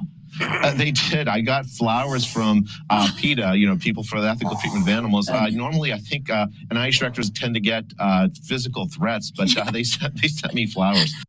Is it hard right now to change? I hit the pause right as for the record, so people know out there, PETA is the #1 euthanizer of animals. To think that they're into it for ethical treatment of animals, they are the #1 group of people that execute animals. And so why do we actually hear even such a story about the abuse and the experimentations on beagles alone? Right. Why? Well, and he's not alone. Who's that guy? I think he's from Dearborn, maybe. Thanajar? Shay Thanajar? Do you know what I'm talking about? I can't pronounce his name, but he did the same thing. Another Democrat. This guy's a congressman from the Dearborn area, stand somewhere down there, and is he torturing beagles? Torturing beagles. Yeah. Well, with makeup. He was torturing beagles with makeup, I believe. Makeup and monkeys. Beagles and monkeys. All right, let's go back to this. And when he shut down the business, he just shut it down, locked the doors, and left all the animals inside the building. Of course, piece of shit. All right, let's look at this. The infamous cruel treatment of dogs by the NIH was brought to light in 2001 when documents were made public showing Anthony Fauci oversaw experiments where beagles were purposefully infected with parasites from biting fleas. A nonprofit organization called the White Coat Waste Project, WCWP, without the P, obtained the information revealing that Fauci's NIH division shipped pot of $375,800 in grant to a lab in Tunisia, right? Isn't that where they filmed Star Wars? Tunisia. To drug beagles and lock their heads in mesh cages filled with hungry sand fleas so that the insects could infect them alive. They also locked the beagles alone in the cages in the desert overnight for 9 consecutive nights to use them as bait to attract the infectious sand fleas. Due to the dogs' constant barking and shrieking in pain, because dogs do that when they're being tortured, the scientists had their vocal cords removed. So these sick fucks torture animals, and when they don't like them screaming out from the torture, they have their vocal cords removed. And now Jay Bhattacharya's in there in the NIH, and they're cleaning up stuff. And he's literally, did you hear the beginning of the answer there? He said it's amazing to him how people push back and try to justify the shit that they're doing. Clearly, it is a simulation they're using on animals because they want to do it to us. Oh, of course. Yeah. If they could get away with doing it to us, a la Joseph Mengele style. No, not that Allah. So listen to it right here. Listen. Unfortunately, yes. I mean, it's been interesting to watch. Like I'll do some policy change, and people like try to find the worst possible spin for it. I'll give you a couple of examples. So, for instance, I put out a policy to make sure that we have when we use we have animals in research that we look at alternatives. You know, it's very easy. So what he's saying there is he's like, dude, I got to shut this down. And he said the people just like freak out about it. And I'm like, how devoid is it? It's one thing. Okay. You know that somebody's absolutely gone when they're torturing other human beings. But there's a proverb. I'm going to look it up for you guys right now as I'm talking. There's literally a proverb that says about cruelty to animals. And again, I'm not a PETA. PETA's a horrible organization. They're horrible. Yes. They execute, and they do it. When I say they execute more animals than any other organization out there, I'm not talking about, oh, there's no other alternative. There's no other way. No, they'll adopt your pet, take it in, and they go, yeah, we don't like that one. Execute it. Oh, yeah. Look it up. Don't take my word for it. PETA is a horrible organization. PETA, people eating tasty animals. Yep. Well, I would like it to be that. But they're just wasting them and throwing them away. Yes, I did send you a link to a story. Okay. So after we're done here, your point is. Yeah, I want to get to this. Animals. Yeah, before we get too far away from animals, I want to cover that. You got that one? Okay. Yeah, I sent it to your.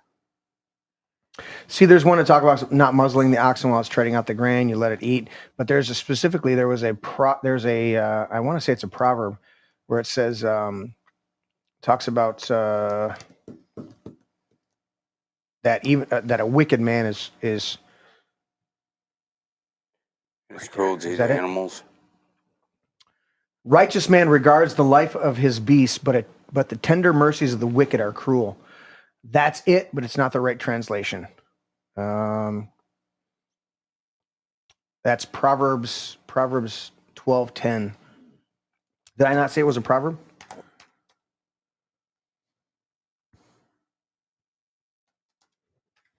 Let me see if I get Proverbs 12 in the Gateway Bible will work. And it was verse 10. Yeah, that's a good one. We can do that one. The righteous cares for the needs of their animal, but the kindest acts of the wicked are cruel. That's almost exactly the translation that I wanted. The righteous care for the needs of their animals, but the kindest acts of the wicked are cruel.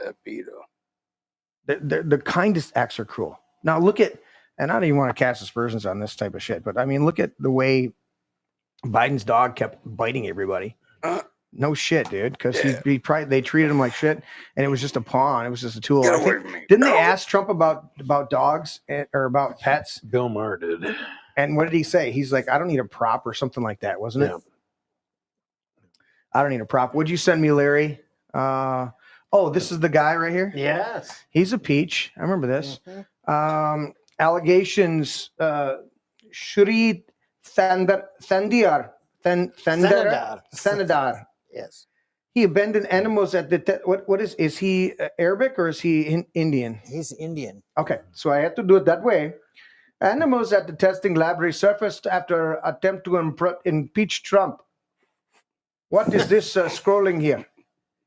What is this thing? In late April 2025, so like 4 days ago, after the U.S. Representative Shri Thandar introduced a resolution to impeach Donald Trump because he's not good. He's not a good man. He's no dot on his head. It's not good. Accusation surfaced online that this guy, Thandar, abandoned dogs and monkeys at his New Jersey testing lab in 2010 after the business defaulted on its loans. He's like, fuck them, let them die. That's probably what they said. And then he got on the phone and he called me and asked me if I wanted unsecured funding and called himself Dave. Hello, this is Dave. We have unsecured lines of credit for you and your business to take it to the next level. That's what he did when his business went defunct before he ran for office. Oh, yeah? You didn't know that? No. Literally had a guy yesterday. I answered my phone. I think Vicky was standing next to me. He said his name was Dave. Oh. He goes, hey, hello, Jeremy. I'm from such and such funding, and I'm calling you to see how much capital you need. I goes, are you from India? He goes, yes.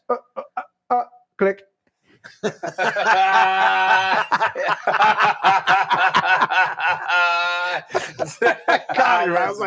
was like, hey, Dave, are you from India?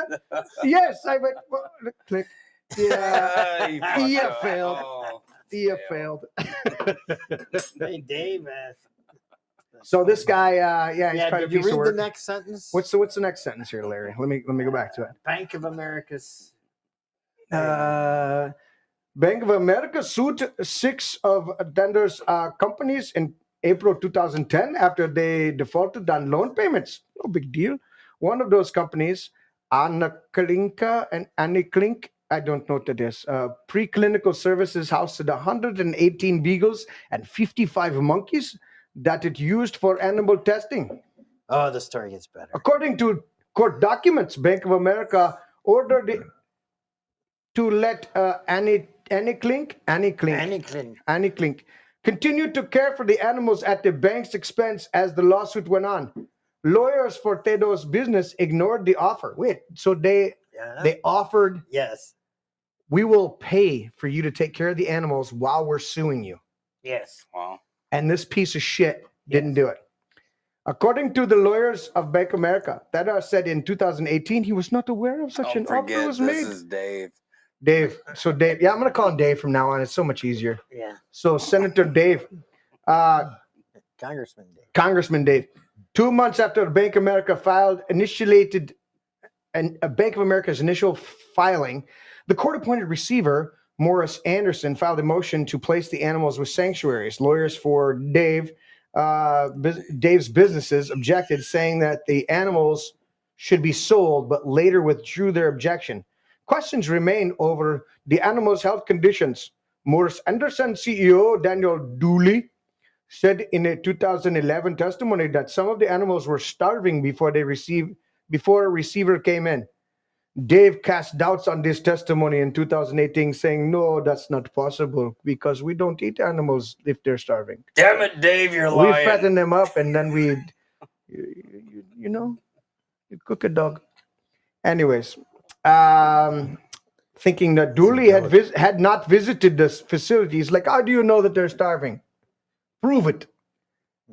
Anytime somebody says, how do you know, and prove it, and I'm putting words in his mouth, you know that they're a piece of shit.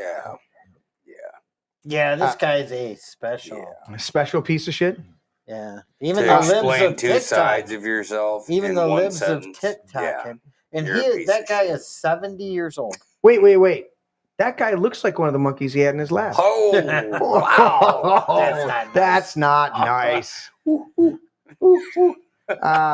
Oh my God, Shuri Thunder, the Could Democrat just rep smile who any filed bigger, buddy. impeachment charges against Trump, reportedly left 150 dogs and monkeys to starve to death at an abandoned New Jersey testing lab that he owned. This guy wants to impeach Trump. Unbelievable, monkey boy.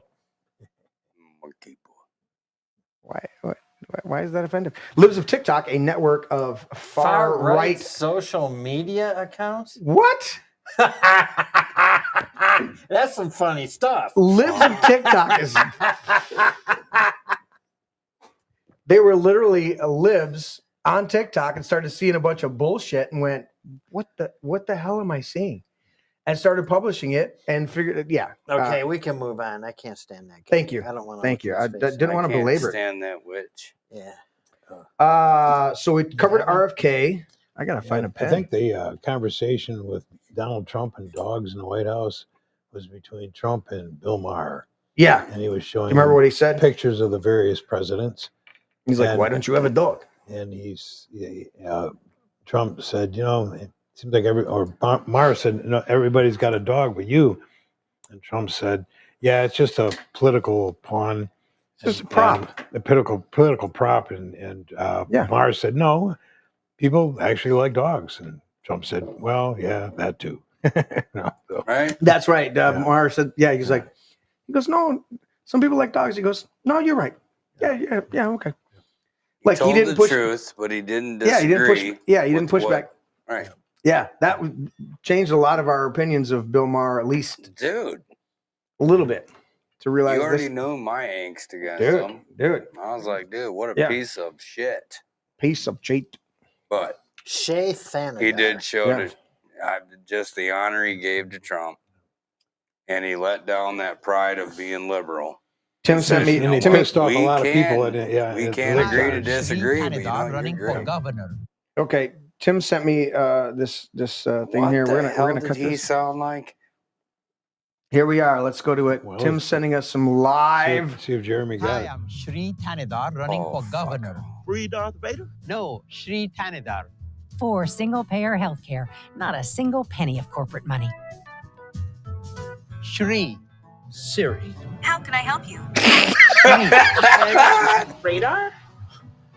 Thanadar. Shri Thanadar. Not Rick Snyder? That's closer. Scientist Shri Thanadar, the most progressive Democrat for governor. Is that parody or real? That's real. This shit's upside down. Dude, that's better than parody. Yeah, I mean, I think he ran for governor a couple cycles ago. Shri Thanadar. He makes fun of his own stupidity. Was that was real? That was him pushing? Yeah, that was real. That was legit. Like, yeah. Yeah. Dude, that He's shit's a upside down. I don't give a scientist. shit what He's anybody a says. scientist that tortures beagles and monkeys. Thanks, Tim, from the Great Beyond. He says he's down there. I And, felt like I was watching a bad cut of SNL. Exactly. It felt that way. Tim's down there in Arizona. Says it's been hot down there. Hot. But they got some rain and it was dried up instantly. Oh, yeah. Arizona. I wish it would dry up here instantly. I'm already tired of the rain for the year. Yeah. Most of my work is outdoors. Oh, Bon Jovi wanted to point out that Cherie there reminds him of Vivek And I'm like, I don't think so. Vivek Ramaswamy is a little more on the ball, I think. Mm-hmm. A lot more on the ball. Yeah. A lot. Well, yeah. Mm-hmm. All right, let's go. Let's see. I got 2 articles here that I want to do. And there's a war on for your mind. Oh, it's InfoWars. That's right. War on for your mind. And I didn't get to see the. I don't know where the RFK disappeared, but look at this one. No more dudes in dresses. That's right. We're done with that shit. Yes. Secretary of Defense Pete Hegseth blasts wokeness in military. Let's see if there's a video on here. The commander-in-chief has spoken. Here's the video right here. He's like, yeah. We are leaving wokeness and weakness behind. Thank you. No more pronouns, no more climate change obsession, no more emergency vaccine mandates, no more dudes in dresses. Ooh. We're done with that shit. We're done with that shit. We're done with that shit. I like it. That's fucking awesome. I love you. Look what he says. We're focused on lethality, mediocrity. That's not me. It can't be mediocrity. That's the last thing he ended with. No more dudes with dresses. Meritocracy. That's what I was reading. Meritocracy. Lethality, meritocracy, accountability, standards, and readiness. Hegseth added. Define meritocracy for everybody, would you please? Merit-based rise in the ranks, merit-based achievement, merit-based. You have to earn your way to the top. Merit-based award. Oh. Yeah. Now, that would be something new for the military. Yeah, he said that's why since election day, since Trump was elected, recruitment and retention numbers are up historically. Yes. Attracting military service is something Americans have long been attracted to, but more so when they see leadership that they want to follow. Well, see, that's what it's kind of funny that under Joe Biden, just a few months ago, they couldn't meet quotas. They were falling short about 10 grand a month. And now they're hitting them. Because they didn't want to wear a dress. Well, who wants to take orders from a dude in a dress? Dude, I ain't doing it. There were 3 people, other than Biden himself, but there were 3 people in his cabinet that were 3 people in his administration that were 3 of the biggest middle fingers to the American people. Yes. On any part of the spectrum. Well, who was in charge? The dude in the dress that the Admiral Levine, piece of shit. Yes. The dude with the bald head that kept stealing everybody's fucking luggage and dressing in drag and that. Yes. And fucking Raggedy Ann. Well, Cabbage Patch. Karine Jean-Pierre. Yep. I was like, it is a fucking SNL sketch watching these people. Yep. Yeah. This is ridiculous, man. Mm-hmm. A dude in a dress claiming to be an admiral. Right. Walks in and wants to, what the fuck are we doing here? Things we don't even talk about. Yeah, get on down the road. I don't care what you if you're a dude in a dress. Dude, and then I don't care what you have to say. Get out of here. Exactly. One Patrick. of the things that we don't even talk about anymore is the fact that the 2020 election was stolen. There is no way in God's creation that Joe Biden won. Now, it was a good thing because people got to see how drastically far to the left those lunatics would go with the country and how much they fucked it up. Well, they're even worse now, buddy. Well, right, but they're not in charge. But they're not in charge. Right. Yeah. And to Patrick's point, I believe that it was ordained that Joe Biden assumed office, even though it was a stolen election. He was duly sworn in and served 4 years and had an auto pen behind him of somebody doing that. Like 2 bills he actually signed or 2 things. He probably doesn't even remember he was president. He's in press conferences or in meetings with the cameras there, and he literally has a moment. He goes, "Oh yeah, I'm president." Can we go on a spiritual standpoint here? He did crap his pants for the shit happens, Larry. Just don't do that. What are you thinking? What it is that evil can have a stronghold if the country is not aligned. And that's exactly what happened is God just let his hand off and said, this is the shit. Right. that can happen if you are not aligned with me. Yeah. I think it was so ordained to have Joe Biden in there as president to steal As the an election in the US example. because it took the country. Listen, if Trump would have continued for another 4 years, it would have been good. But he would not have had the tenacity and resolve that he has now. The country would have been going great, but he wouldn't have had the mandate that he had. And the majority of people that woke up under Joe Biden, Yep.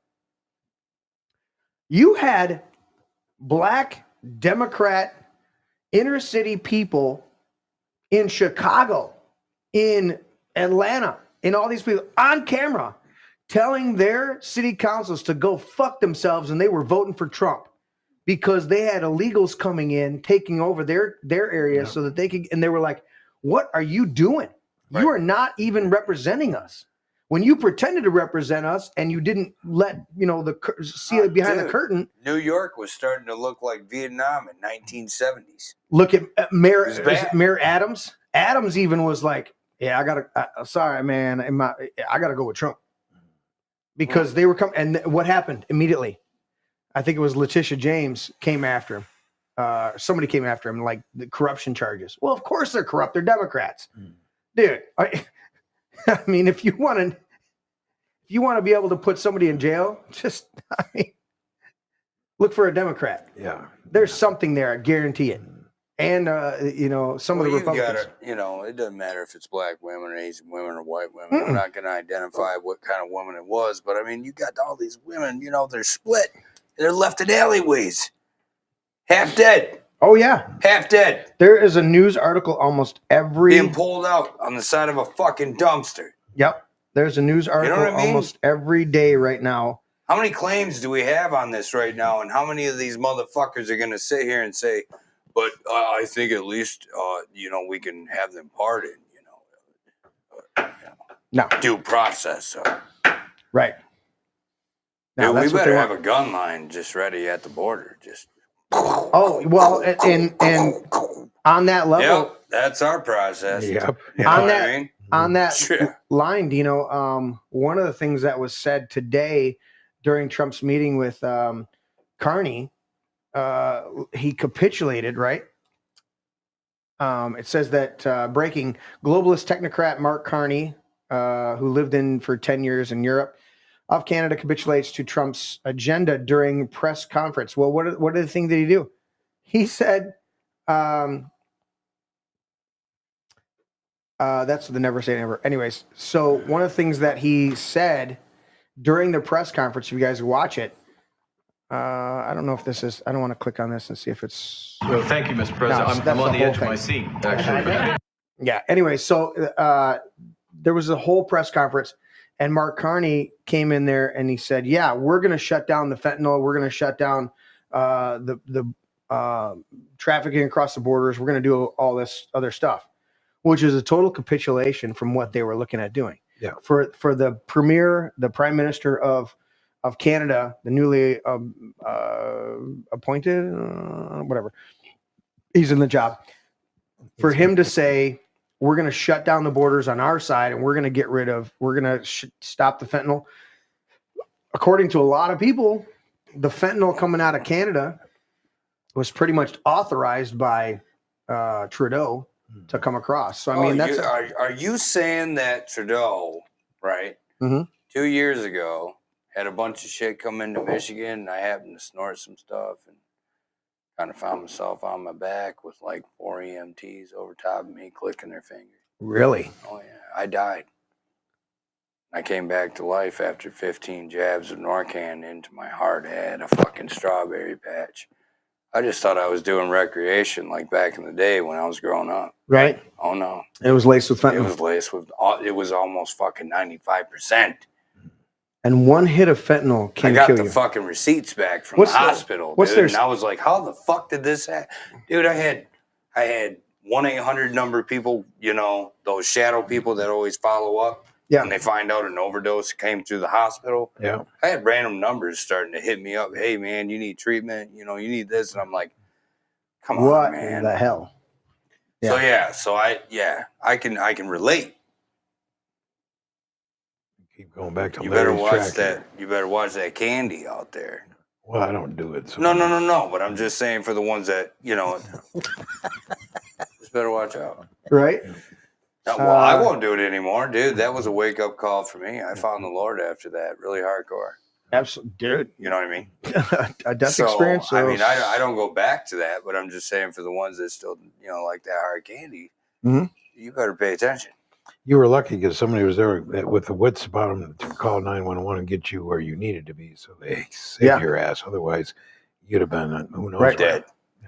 Yeah. I know. Let's do this. Let's pivot from that to this. I wanted to point this one out. I'm not doing allegations of Shuri Kandahar, or whatever the hell his name was. I wanted to point this one out because I ran across this one just doing a little news research today, and I thought it was very interesting. Because we've got a lot of believers that a lot of people that are connected with the Lord. Everybody here at the table are believers. But I loved this headline, and at first Dino was like, "What?" And then I read the article. He's like, "Oh, yeah, right." Jesus never spoke English. Historical facts on why the Bible you're probably reading has been altered, redacted, or hidden from much of its original meaning." See how you could take that a little differently until he goes into it? Well, see, yeah, and Just a little bit. Just like how you could take that. I mean, that's why you pick up. There's so many different versions of the Bible. Well, I thought he was going south with it, and then he went north with it. Yeah, you can take verses out of the King James, or you can go to a study Bible, or absolutely, or you can go to the New English Version, or whatever they call it. Correct. It's like, huh? Yeah, exactly. What? So listen. Let me read some of this article for you because it's very good. And it's written by, who was it written by? Let me see where it's at. Oh, it's Mike Adams. I love Mike Adams. Health Ranger. If you guys go there, go to naturalnews.com. Great stuff on there. He is a certified scientist and does a whole bunch of stuff. They do a lot. They have a whole lab that companies throughout the world come and do their testing there because they know the standards. Anyways, he said, I'm finding that many Christians completely lose their minds when you ask basic questions trying to clarify what the Bible says. Many of these people apparently think that Genesis chapter 1 starts with the word obey and then is followed by don't ask any questions, and then especially questions about the parts that are contradictory. Sorry, folks, I don't buy that. God wants us to think, and that's the part that really captured me. God wants us to think. Absolutely. God wants us to be curious, not blind. And no, God didn't write the Bible directly. He worked through men who are, by their very nature, fallible and selective in their memories and often biased in their own interpretations.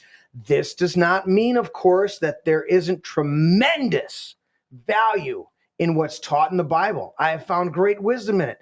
But reading it and citing it from rote memory without understanding, here's the awesomeness of what he's writing. Without understanding what it actually is, does not bring us any closer to God, in my view. He even gives a caveat, right? Here, listen to this line. We need to have more knowledge about how the Bible came to be, and I think God wants us to dig deeper beyond the surface to truly understand the lessons of Jesus and God's demands of us. I love it when liberals, when you're talking about sin or something like that, and liberals say, oh, you can't say that. You can't talk about sin. You're supposed to love the neighbor. Right, they're taking that out of context. All right, so listen to this. Sure they are. The Gospels, for example, contain many different perspectives and sometimes contradictory details of events leading up to the crucifixion of Christ. Long before Christ, Moses was so frustrated with God, he literally asked God to kill him. Some of the chapters of the Bible are primarily collections of writings that would have been lost if not gathered by women. Jeremiah, for example, whose writings are largely gathered by his female secretary.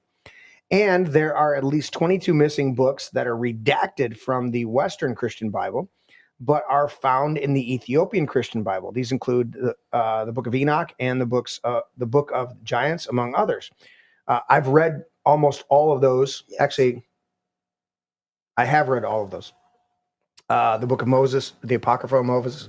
There's a whole bunch of books. All right, so he's talking about the translations of the Bible. Furthermore, any official translation of the Bible into English introduces new biases and in some cases, outright redactions or deliberate perversions of the original source text in Hebrew or Aramaic or Greek. These biases were introduced by men, sometimes by kings, all of whom had their own political agendas, filters, and biases. Many of those agendas were not aligned with God's teachings. Thus, to conclude that the English Bible today is an exact replica of the quote-unquote Word of God is to have no knowledge of the history of the originals of modern English, let alone the Bible itself.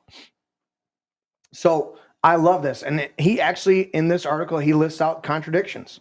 And I've sat and had to argue with people. I'm like, you want to say that the Bible is complete, inherent, and infallible, but the Bible in its own text says that that's Jesus. Right. That God is the one who is inherent and infallible. Correct. And complete. What was written down is awesome, but the God who inspired the writing is far more awesome. Right. And I want you to have that connection with him, and the Bible's supposed to get you there, not be the end of the journey. And so I thought this was really cool, and I just want to share with people out there. I don't know if we want to go into a lot of comments, because this will take some people, and they go, well, what are you saying? The Bible's written. And I go, stop. Right. Are you doing what the scriptures say that are correctly translated? Love the Lord your God with all your heart, soul, mind, and strength. Love your neighbor as you love yourself. Are you doing that? Amen. Because then the details, and here's the thing. I've been studying since I was 14 or 15 years old, right around that range, okay? I had 2 opportunities to go to Bible college. I knew I would be indoctrinated in those colleges into what they wanted me to think, not be in a place where they would help me explore. So you were ahead of the curve. And study. Like you knew that they were going to try to sway you. 100%. Wow. I knew it. I knew it, that I would be, they would try to indoctrinate me. Sure. They would try to, because one of the things that schools, higher education want you to do, they don't want to produce somebody that's free thinking. They want to produce somebody that is a carbon copy of what they've already established as thought. They don't want free thinking people. They want somebody that they can go, look at our bright and shining clone. That's what they want. So even if you look over at my shelves over there, I have 2. I have a Lyndall and Scott Hebrew translation. I have a what's the author's? I have 2 Greek translations over there. I have a interlinear Greek and Hebrew interlinear Bible over there. I have 3 different Strong's Concordances, different editions. One's a compact, one's a full-blown exhaustive, and then I have another one. I have an expository definition of biblical words. I have so many researchers over there because I don't want to study it in English, which is a bastard language. Go through today. You know what I had? You know what I had today at Longhorn Steakhouse? What do you I had a filet. Wow. You know exactly what that means. You know exactly when I say filet, you know what that is, right? I see you taking that knife. But if you read it and didn't have a context, it says fillet. Mm-hmm. But because it is a French word that we've adopted, we say filet. Mm-hmm. The amount of words in the English vocabulary that are taken from other cultures is about 25 to 30%. They're not. That's why we have such a difficulty in keeping the parameters of the words that we use. Read, read, and read. There, and there. All these words that here. Right. Oh, here's the rule. I after E except I before E except after C, right. Except these 3 or 4 words that don't comply to the rule. Wait a minute. Oh, yeah. Is the rule or is the rule not the rule? It's English. There are no rules. Exactly. Well, actually, there are a lot of rules. Well, there's a lot of rules, but then the rules are broken all the time. And then we want to have a translation. See, but that's what we're trying to stop. And then we want to have a translation from Stop breaking the fucking rules. We want to have a translation from a Greek and Hebrew text, an Aramaic, and a couple spots, and have it be an accurate translation. Just getting the words to translate right. When Hebrew was a dead language for centuries, and then to figure out what the language was and then translate it, because for the longest time, most people don't know this, most of the Old Testament was not translated from Hebrew originally. It was translated from the Septuagint, which was a Greek interpretation of the Hebrew scriptures. It's only later did they go back and actually figure out what Hebrew was, because it was a dead language. The Hebrews themselves lost that language, and they were speaking Aramaic and Greek. And we don't even go back and dissect that dynamic. And then to go back and realize Hebrew, 22 letters, it doesn't have any vowels. You have to interpret the vowels. And the letters in the original Hebrew all run together. Yeah. There's no break in between a word. I got spaces in between these words on the page. There's spaces.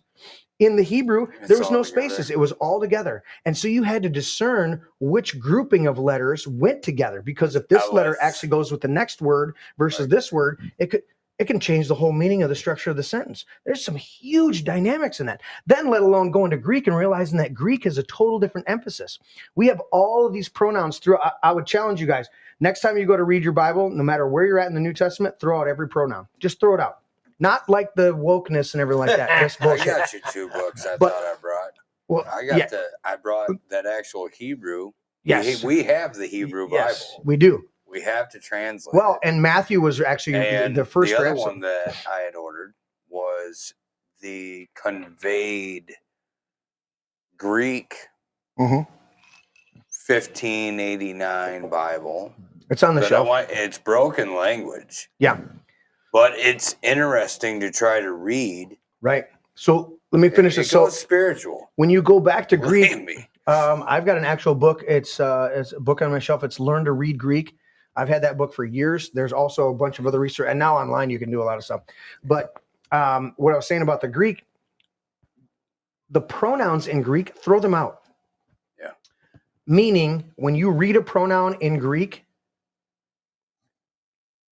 just put a blank spot over it and realize that pronouns in Greek, R-A-R-E, are completely contextual. So if it says Mary went over and she, it's the same Greek word as Matthew went over and he. It's the same Greek word. Okay. The pronoun is it's just the name. Is identified by the context of who it's speaking of. Okay. Versus in English, we would say Patrick went over and he. It's automatic. Okay, it's a he. All right. My daughter came over and she, right? It's emphatic on the paper, he and she, or they, or it, right? Not this woke bullshit, not what I'm talking about. But I'm talking about when you're reading languages, you have to understand the nuances of it. Then you want to take that and do it an exact translation. And there's a lot of spaces where there's not a context, right? Here's an example, and then we'll move on and get to Larry's. Larry, you ready? Get ready. Lightning round. Get your lightning round ready over there. Midwesterner. Here's a really cool one. All right, and a lot of people push back at me. That's fine. I don't care, because and I don't like to throw the brain pan out there or anything like that. But you haven't studied for 35 years, and if you haven't studied for 35 years, and I'm not coming from. No, I'm saying a lot of people out. It's like. I've literally studied this for 35 years, and I've never put a big shingle out in front saying I'm this big brain.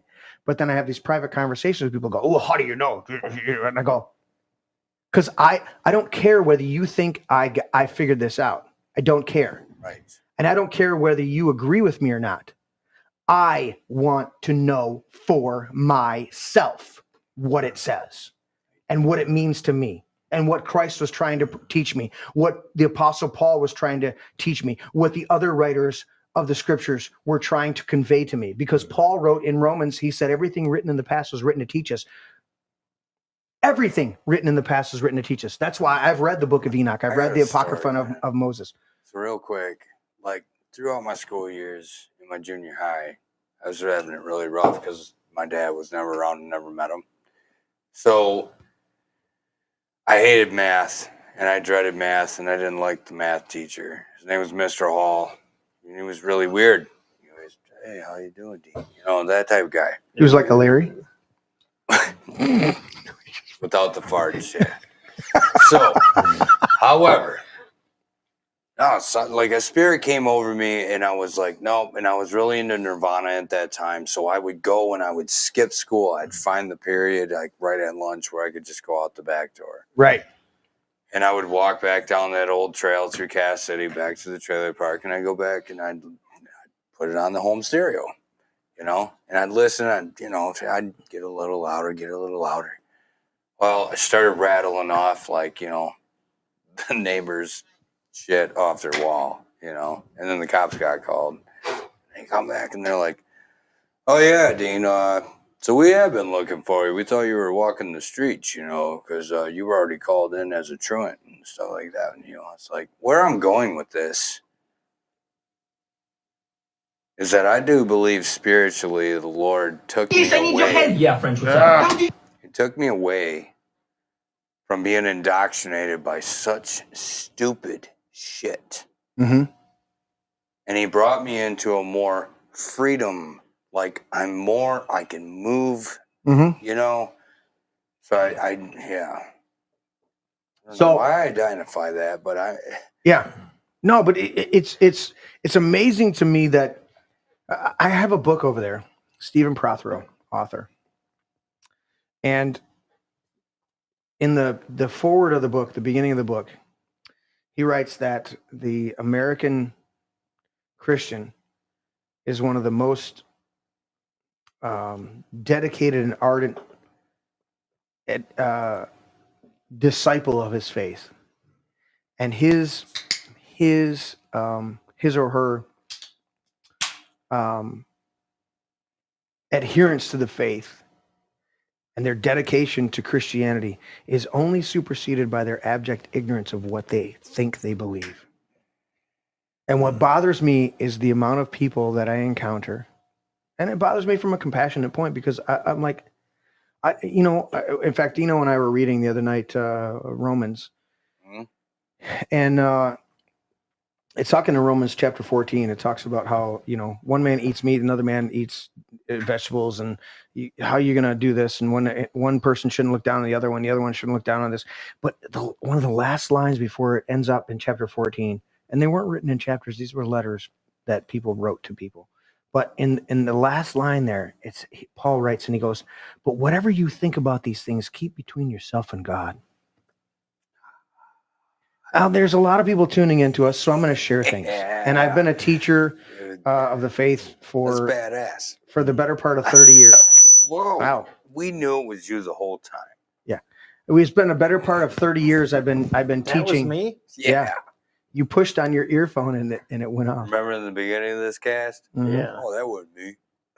Anyways, my point being is I've been teaching in and out of churches for the better part of 30 years. Okay. Since my early 20s. I think I taught my first sermon when I was 16. I would not look back on it fondly, because I've learned a lot from then.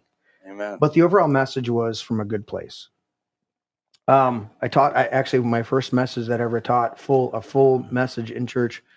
My pastor and youth pastor were gracious enough to have me get up there, and I did pretty good. But I taught on the parable of the sower, and the four dynamics of that. And so it's been ingrained in me ever since. But anyways, my point is,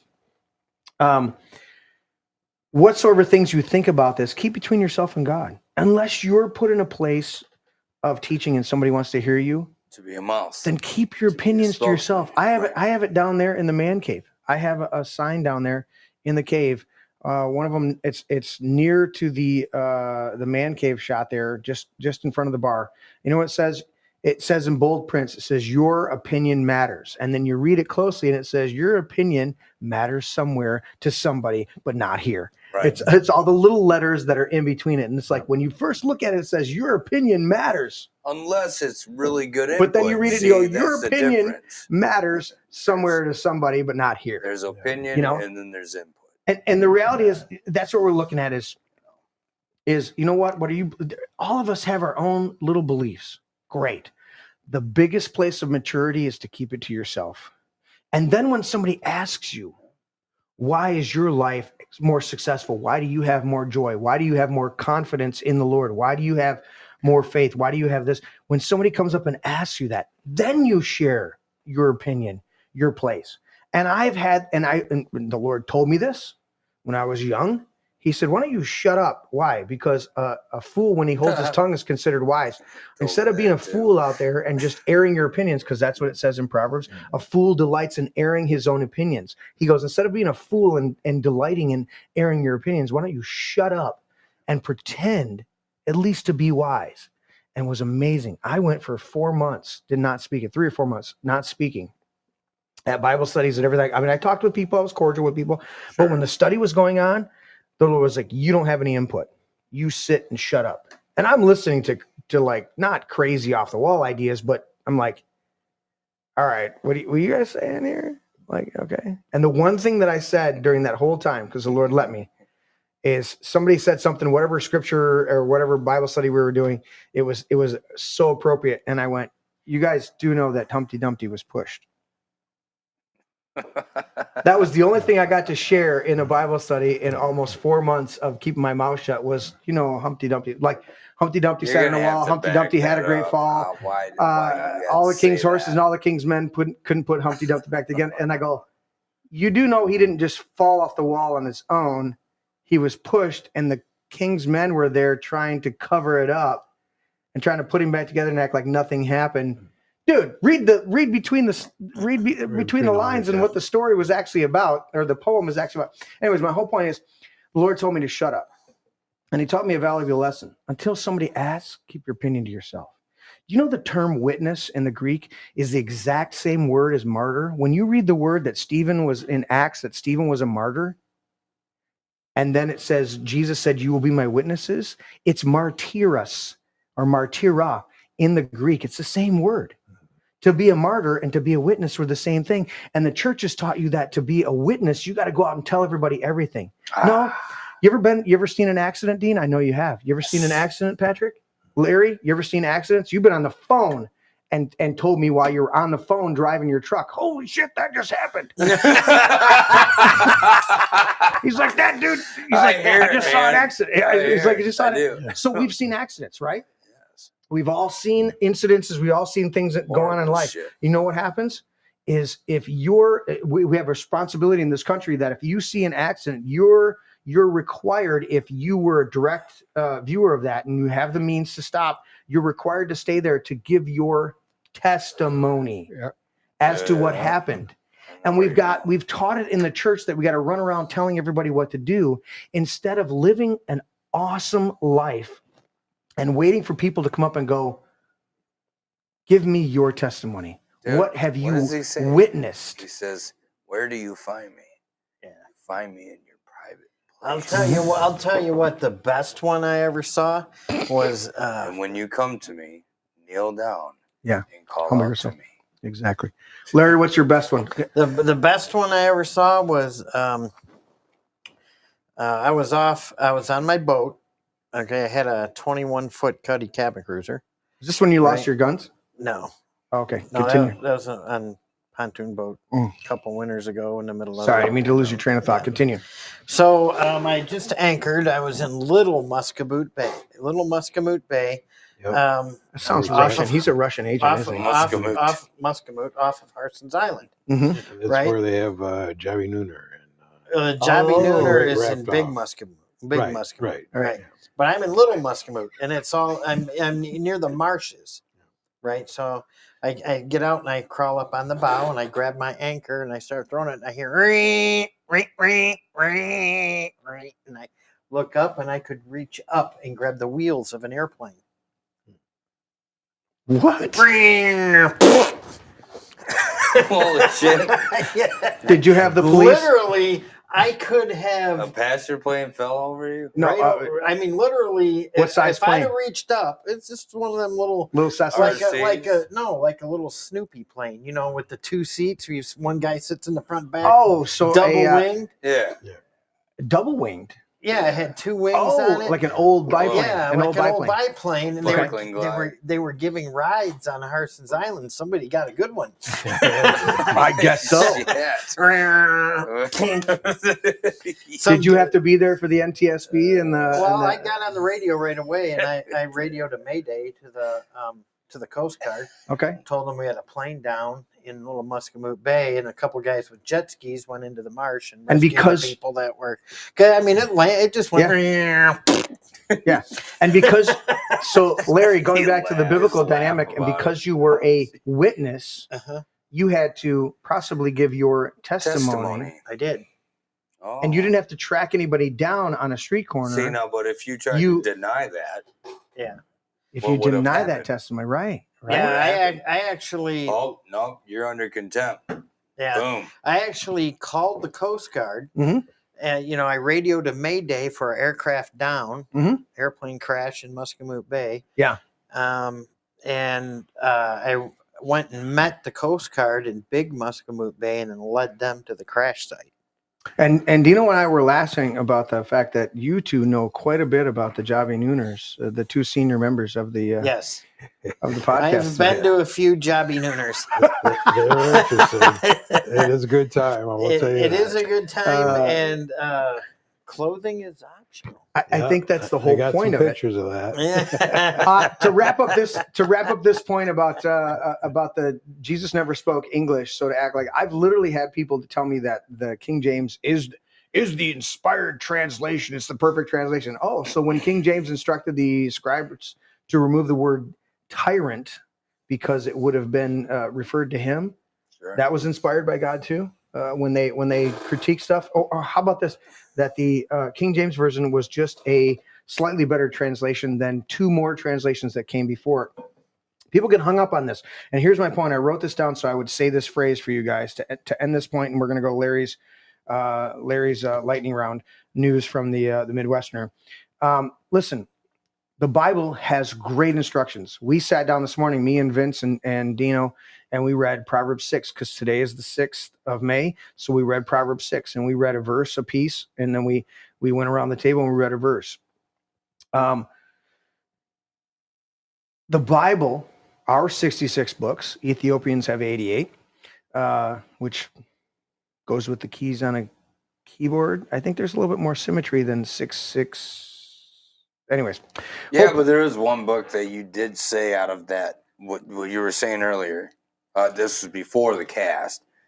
You said that there was a book of Enoch, and then you said there was a book of the Giants. The Book of the Giants. Oh yeah. See, I have not read that. Okay, so I'm gonna hook you up. You guys out there, and if you're curious and you want to do this further study, you don't buy into everything that's in there. No. Okay, but you do. But at least do Patrick, your research. Early Christian writings. See if it links up with the Bible, because you'll know spiritually. The people that will tell me I don't want to read any other, and I go. No, the Spirit will tell you. I go, okay, so here I'm going to go to this. Look at that. This is earlychristianwritings.com. Awesome site. Okay, there's the Passion narrative. There's the lost sayings of the Gospel of Q. First Thessalonians was reportedly the first. One of the first books, letters written. There's Philippians, Galatians, 1st and 2nd Corinthians. Most people think that the Gospels were written first because of the first ones in the New Testament. No, the Gospels were written much later. Wow. Historically and contextually. Like how far later? Like 300 years later? No. Within the lifespan of older apostles, the original apostles, but far beyond after Jesus Christ's death. Oh, of course. Like, yeah, no, that's why 50, 100 years. No, like 30 to 40 years 30 to later. 40 years. It basically, think of the Gospels as the apostles putting together their memoirs. Still kind of like prevalent think about imagination and what happened there. Get detailed to write about that. Think about them putting together their memoirs, and that would give you an accurate description.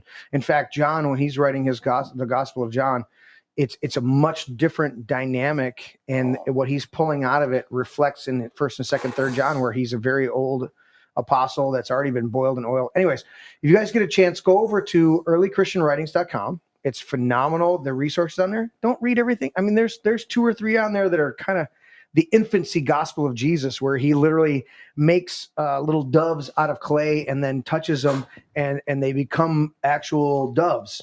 You go, all right. And then there's one where a little kid comes up to him and says something to him negative, and he kills the kid and then raises him from the dead. You're like, okay, this is some good. But here's what it is: read the or listen to the text or read the text, because these are, whatever you like about them or not, these are authentic letters written back then. Absolutely. And again, Romans 15:4. Everything that was written in the past was written to teach us. You can learn from everything. That some people, what you read from the infancy gospel, and if you read the passages that I'm talking about, you know what I took away from it? This is far-fetched. But somebody was so enamored with Jesus that they wrote a fictional account attributing to Jesus that he was, that dynamic was within him, that creative dynamic, and that dynamic of, before the whole idea of accountability kicks in, that some other kid, just like all little kids, would go, you're messing with me, boom, speak against that. I've had opportunity when I was very young in the faith to speak negative over people, and the Lord was like, somebody could have spoken negative. You know, it tempers you. Well, and people don't get these dynamics. Can I take it that where we go to Elijah and then we go to Elijah, right? And you get two different things. What was Elijah when Elijah, he was completely afraid and he hid away. Right. But as soon as when he came back, yeah, he destroyed with that ordained glory of God. Think about Elisha then he gets completely just like annihilated by these kids, because these kids are just coming at him. And he calls out a bears. He calls them out. So there's some dynamics in the infancy gospel of Jesus where it's like, wait a minute. So it's like, why couldn't we believe that Jesus Elisha got pissed off that they call it, literally the phrase in the Hebrew, or the translated phrase is, go up thou bald head. It was like, they literally called him out for being, bald, and were teasing him. Right. He literally called 2 she-bears out of the woods to devour like 40 kids. Absolutely. And you go, so is it that far-fetched for somebody to write that Jesus knocked a kid down and then was like, yeah, that wasn't right, and raised him from the dead? Right. You know what I'm saying? Exactly. Anyways, Larry, you ready for your round? Yeah, let's cut to my computer, and the first thing I'll show you is a picture of the Jobby Nooner. Oh. This is an aerial photo Larry shot. laptop. There it is. No, you got to project it. Which one are you on, Larry? Oh, am I on the wrong? No, go to the space on this side of the screen that you're looking at. Yeah. Right here. Yeah. Right click it and say project. Does it say? I got to come over there and do it. Maybe it's create. No.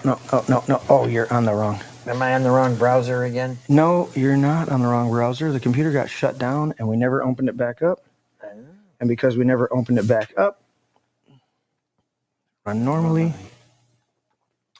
Because of that, you're not you're projecting. You guys see me over Larry's shoulder over here. Now we got to do this right here. We got to do the browser, right? We got to do project to that. Oh, there we go. And now we go back to your, what one were you on? There? Right there. And is it working? Why is it not working? And I'm going to find it right here. We're doing this on the fly, guys. Where's the grid mode? No, properties. Oh, up here. Why am I not seeing it? That's what I wanted right there. There it is. There we go. All right. Sorry about that. Well, folks. I forgot that your browser got closed, or that browser got closed. Go ahead, Larry. What do you got there? There's the island. That's the Jobby Nooner Island. That is the Jobby Nooner Island. That is what's called Gull Island, and this is Jobby Nooner Day. There's 1 or 2 boats there. 1 or 2 boats per square foot. Yes. All right, what do you got for us on the Midwesterner, Larry? Open that one up. Let's do that. Before we go to the Midwesterner, I want to talk about this Maryland family who has lost custody of their teenage son. Oh, you did send me that one. Because they are refusing. I don't know if it's Did you send me that on Facebook? Yeah, it's up there. I did send you something. On Facebook? Right. And Tim sent us something about the English language. I'm probably not going to get to it, but he was talking about that. Maybe we'll get to it in an extra session. We'll see. Larry, where's Larry? Larry Parsons right there. There and it is. Was it up here? Ice. No, Christian it's Family right there. Was that it? Yeah, the Christian Family. There we go. Right. Yep. For the Daily Caller. I'll go to my feed on the back wall and hit that. But go ahead and read that, Larry. It was on your side by side. Yeah. Go ahead. There you go. You wouldn't think it could ever happen in America, but the very institution created to protect children from Children Protective Services to the foster care system have done irreparable harm to kids and their families. Right. That's very true. Yep. In the new docu-series, available now, Separated, When the State Takes Your Kid, the Daily Caller original series highlights the story of 3 families who paid an awful price for refusing to participate in left-wing gender madness. Mm-hmm. Mm-hmm. The first episode, following John Doe 2 and Jane Doe, an anonymous Christian family from Prince George County, Maryland, who lost custody of their son after refusing to affirm him as a transgender girl during a stay at a Children's National Hospital. I'm telling you what, we've got to band together and start supporting families because they literally went to a Children's National Hospital. Could have been any number of them out there. They're going because their child is in a place of need, a place of being struggling, and they end up having CPS, Child Protective Services, called on them. Listen, your kid's hurting. I've had a couple times where my kids were in some pretty troubled place, some pretty tough places, and we had to go to the hospital. We had to deal with that, you know. And I'll tell you what, to have the CPS called on you in those moments, it's, and then to have to defend yourself while you're there, you're like, are you serious? And to have this family lose their child because they didn't do gender affirming crap. Larry, you want to keep reading there? Oh, sure.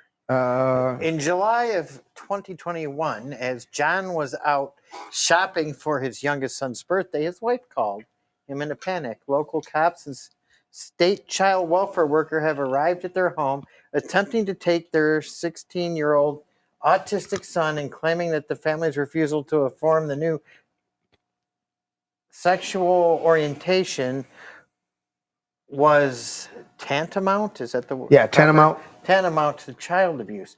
See, at that point, she should have slammed the door shut. But then saying, "You're not taking my kid." But then they break the door down. They come back with a warrant and they blow the door up, and then it escalates from there. These people are fucking monsters, right? And unfortunately, at that point, that's why there's a Second Amendment. Correct. Well, and here exactly that's what I would say. Yeah, and unfortunately, at that child, point, I'm unloading my gun on them, and if we're tearing out some dead ass corpse, I'm all about it. That's all self-defense. That's right. That's all self-defense. They show up to take your kid away. Trying to get at my daughter. Right. Over a Lutheran school. Now look at this. I want you to see the wording in here, okay, guys? 16-year-old autistic child. Do you know that the absolute vast majority? This is. Listen, you want to hear about a whole conspiracy and what the real idea of this is, okay? And I'm glad Larry brought this one up. The whole dynamic of this, I want you to get this tonight, okay? There's a scripture. It says, some are made eunuchs by God, some are made eunuchs by circumstances, some are made eunuchs by men, okay? Mm-hmm.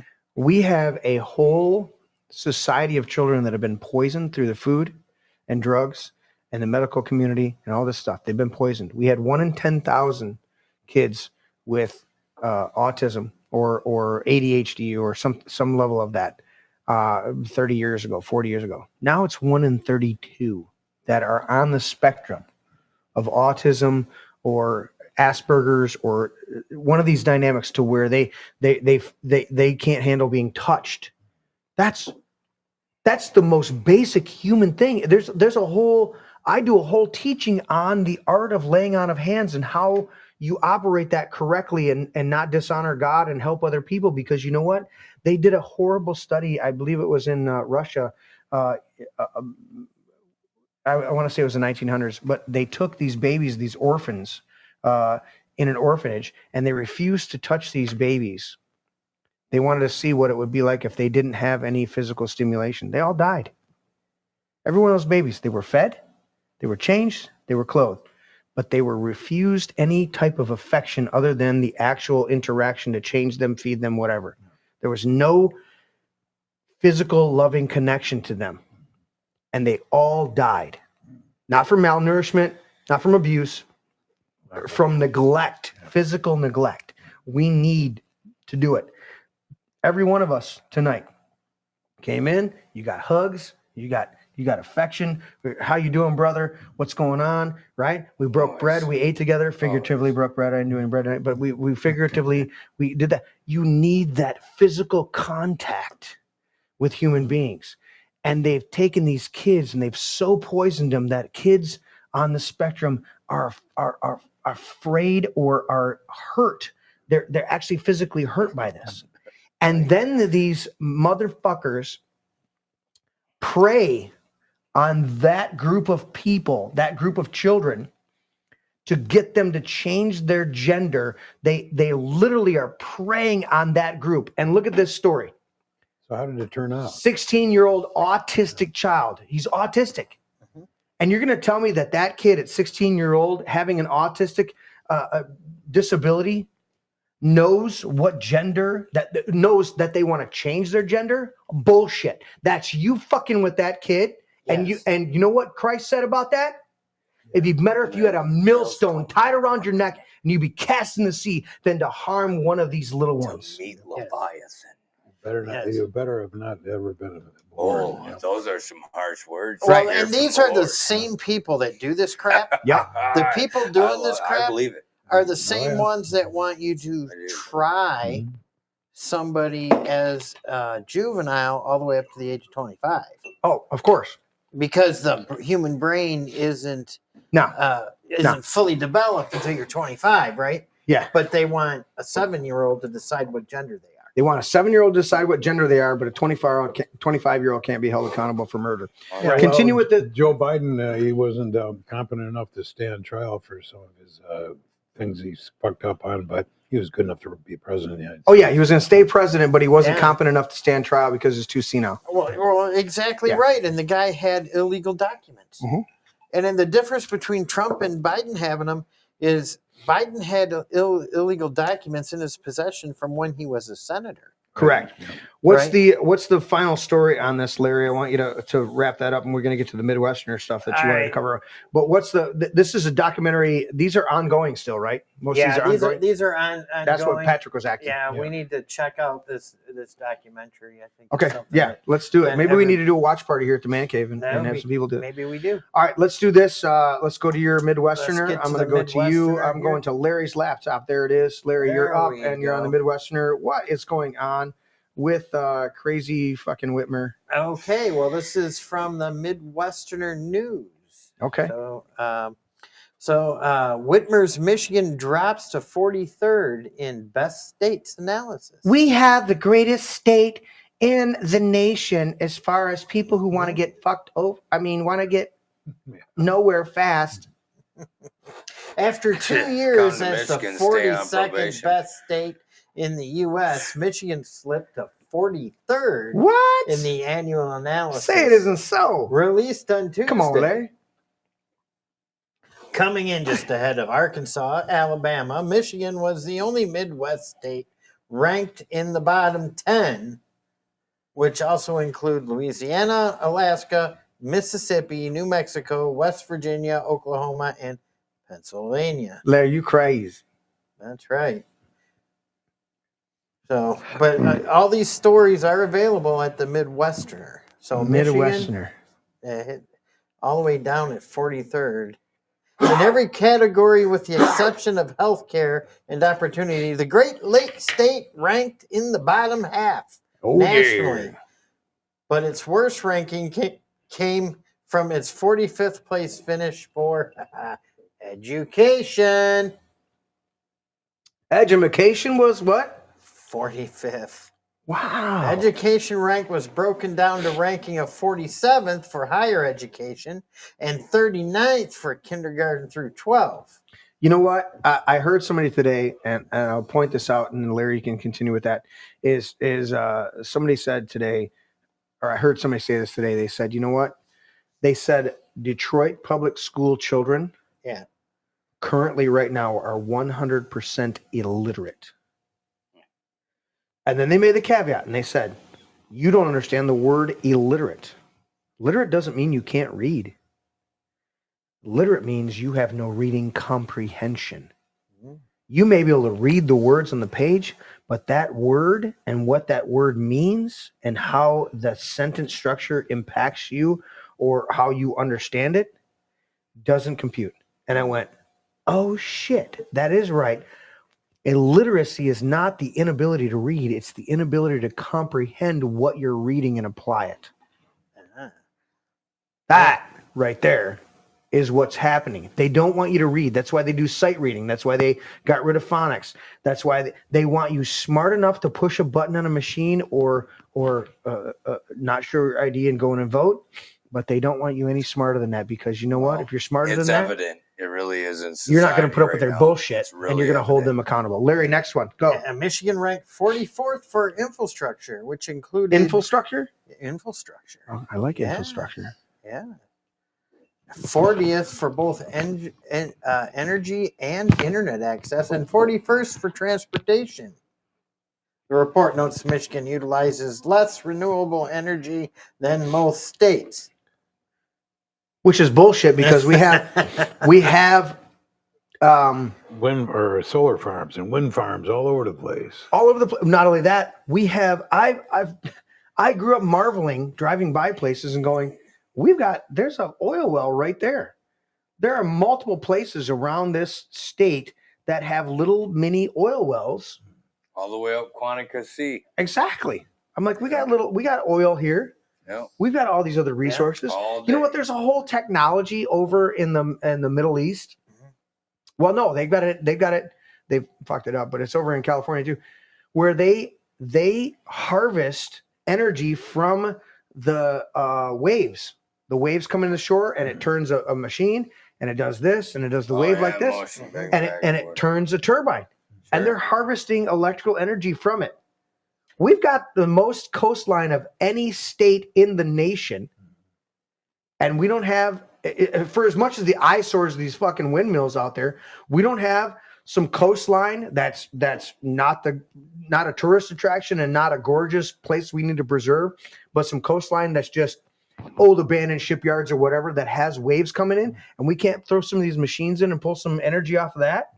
These fucking, and you don't even, sometimes you don't even have to use those machines like that. You can put them under the water, out of sight completely, and then just put a couple buoys out there so the ships don't run into them, and they can be underwater, and the currents are pushing them and creating energy. Yes. Dumb shits. While 20.8% of the state's dam roads are in poor condition. The dam roads? Yes. Well, I was quoting the governor. Yeah. Okay. Yeah. It doesn't say that, but I was. Oh, well, I mean, Fix the dam. I'm going to fix the dam roads. Compared to the 17.5% national average. What I don't understand is they tear apart roads that they're perfectly fine. There's nothing wrong with it. And all of a sudden you see the orange barrel blossoms coming out. Yeah. And then the roads that are totally fucked and need work, well, they just sit there. Yes. But how are they? What are those roads? They're totally what? That's where I came from. Yeah. No, Michigan also. I wanted to call it out. Bay City is fucking they're totally horrible. fucked. It is. Michigan ranked 39th for crime and corrections, 38th for fiscal stability, 33rd for the economy, 32nd for natural environment, 23rd for opportunity, and 22nd for healthcare. You know why? Because we incarcerate people for 20 years for having a doobie, and we let rapists out in 6 months. 22nd. Tell me that's not upside down. Huh? Yes. So the Taylor Police Department, here's a nice story. Let me say this. Dale points out here in the chat that half of the windmills aren't working. Yes, that's right, Dale. Do you know that most of the windmills, we call them windmills, but they're wind turbines to be correctly. They have but you know electricity boxes at the end, and they have now had their own lots. Yeah. And farmers up there have allowed them. Well, what the deal was is that they came in, they said, well, if you release it to us, we'll give you $5,000. Right. But that's indefinite was the contract. And what it's saying about the windmills is windmills operate when the wind starts blowing at about 3 miles an hour, and they have to shut the windmills down. I think it's at 15 or 18 miles an hour. I've seen one whop out and hit the damn field. Because if they spin too fast, dude, they spin too fast, they blow up. We've got 1 million of them up there over by Bay City. I remember the first. I was on my motorcycle. You get up there in the thumb, and it's ridiculous. I should have took a video. I remember of that the first time. Damn it! I swear to God, I just watched that thing go. I just go up, dude. And you know, the turbines are such like, America. Do you know what I mean? The turbines are such bullshit because the carbon fire is made the blades. The 600 gallons of oil taken out of the ground to keep it lubricated, the thousands of cubic yards of concrete to put it in the ground, the thousands of pieces of rebar to put it together, the towers that they put in, the transmission lines, it never returns the value. It never pays for itself, let alone produces the energy. And it's then tainted soil. All of the ones you talk about, Larry, they're up in the thumb. Yeah. They send the transmissions to Detroit. It doesn't even fucking help the local community. Now, you want to put a wind turbine in your house or in your yard, you'll get some energy. Just like if you put solar panels on your house. Forget about that. If you do residential solar and wind at your place, you can pretty much run yourself off the grid. Now, it's probably going to cost you a good $30,000 to $50,000 investment between batteries, transmission, your batteries, your what do you call that? Your transfer case, your transfer boxes, and the actual pieces of material you put on there. But you can run off grid. These industrial level ones. Do you know what's wrong with the turbines and the solar that they don't want to tell you? There's no fucking battery backup for any of it. Bullshit. When is the peak energy use? And it creates a disaster. When's the peak energy use throughout America? During the summer. 5 to midnight. Yeah. When the sun's going down and gone, we turn on all the lights. We turn on the TVs. We're inside. We're moving inside. It's 5 to midnight, 6 to midnight. That's the peak usage of energy because we're using energy where we used to use candles, right? And these industrial level plants don't put in a single fucking battery to retain the energy from 10 a.m. to 5. And then they're expecting the wind, which is very intermittent, and the solar, which is from 10 to 5, to somehow still work from 5 to midnight. Right. You're fucking idiots. So stupid. But if you have a system at your house and you've got a great battery backup system, you can recharge all day and then in the evening discharge and have great power. I've seen it. The systems are awesome and they work. People in Alaska, most people in Alaska are not on a grid. What do they do in the middle of winter? They only get like an hour. What is it, solar up there? Well, they got solar, they got wind, they got a whole bunch of stuff. But they don't have the same consumption as us. Right? They don't have a studio with 10,000. Larry, continue. All right. Crazy fucker. So this next story is Taylor Police ink agreement with ICE. They're the second in Michigan to join the federal 287 program. So good for them. 287 is? I don't know. It's a program. It's a program. Yeah. I love that ICE is showing up at courthouses when these liberal judges are dismissing these illegals for, horrible, heinous crimes. Mm-hmm. And ICE is showing up outside that's the two judges that we highlighted that got arrested, and one was in Colorado and the other one was. Saying that correctly? What? ICE? Which part? I thought you were saying ISIS. No, ICE. Oh. Immigration. It's an acronym. It's ICE. Anyways, the two judges that got arrested by the DOJ, by Trump's DOJ, were two judges that helped illegals go out the back door because ICE was standing there regardless of what the judgment would have been. They were getting arrested and probably deported under Trump's DOJ. And they went out, the judge ushered them out the back door. And the other, that was the one in Colorado. And the other one in Texas was the one that had the fucking guy living in his house. No, that was borrowing guns. Immigration and Customs Enforcement. Immigration's Custom Enforcement, ICE. Yes. Yeah. There was the one in Texas, yeah, though. Those judges are done. They're not judges anymore. Yeah, they've been disbarred. Yeah, What's your next one, Larry? Go. The next one is Benson in D.C. hawking book, talking abortion and tariffs as her Secretary of State Department. When she's hawking, is that like a hawk too? Like a yeah. Right. I mean, she's a is she Scissor Sister? Yeah. No. Benson's not? Benson is not. She's just in the cabal with she was SPLC. SPLC, what does she do next, Larry? Well, it's officially the Southern Poverty Law Center. Oh, those pieces of shit. Yeah, but I call it socialist progressives and lying communists. Yeah. Because that's what they are. That is what they are. Continue, Larry. Jocelyn Benson's Department of State ignores constituents and federal law and fails to prevent cheating on driver's licenses. What? Yes. Why'd your camera go out? No, keep talking. Oh, I didn't mean to say that out loud. Go to your next one.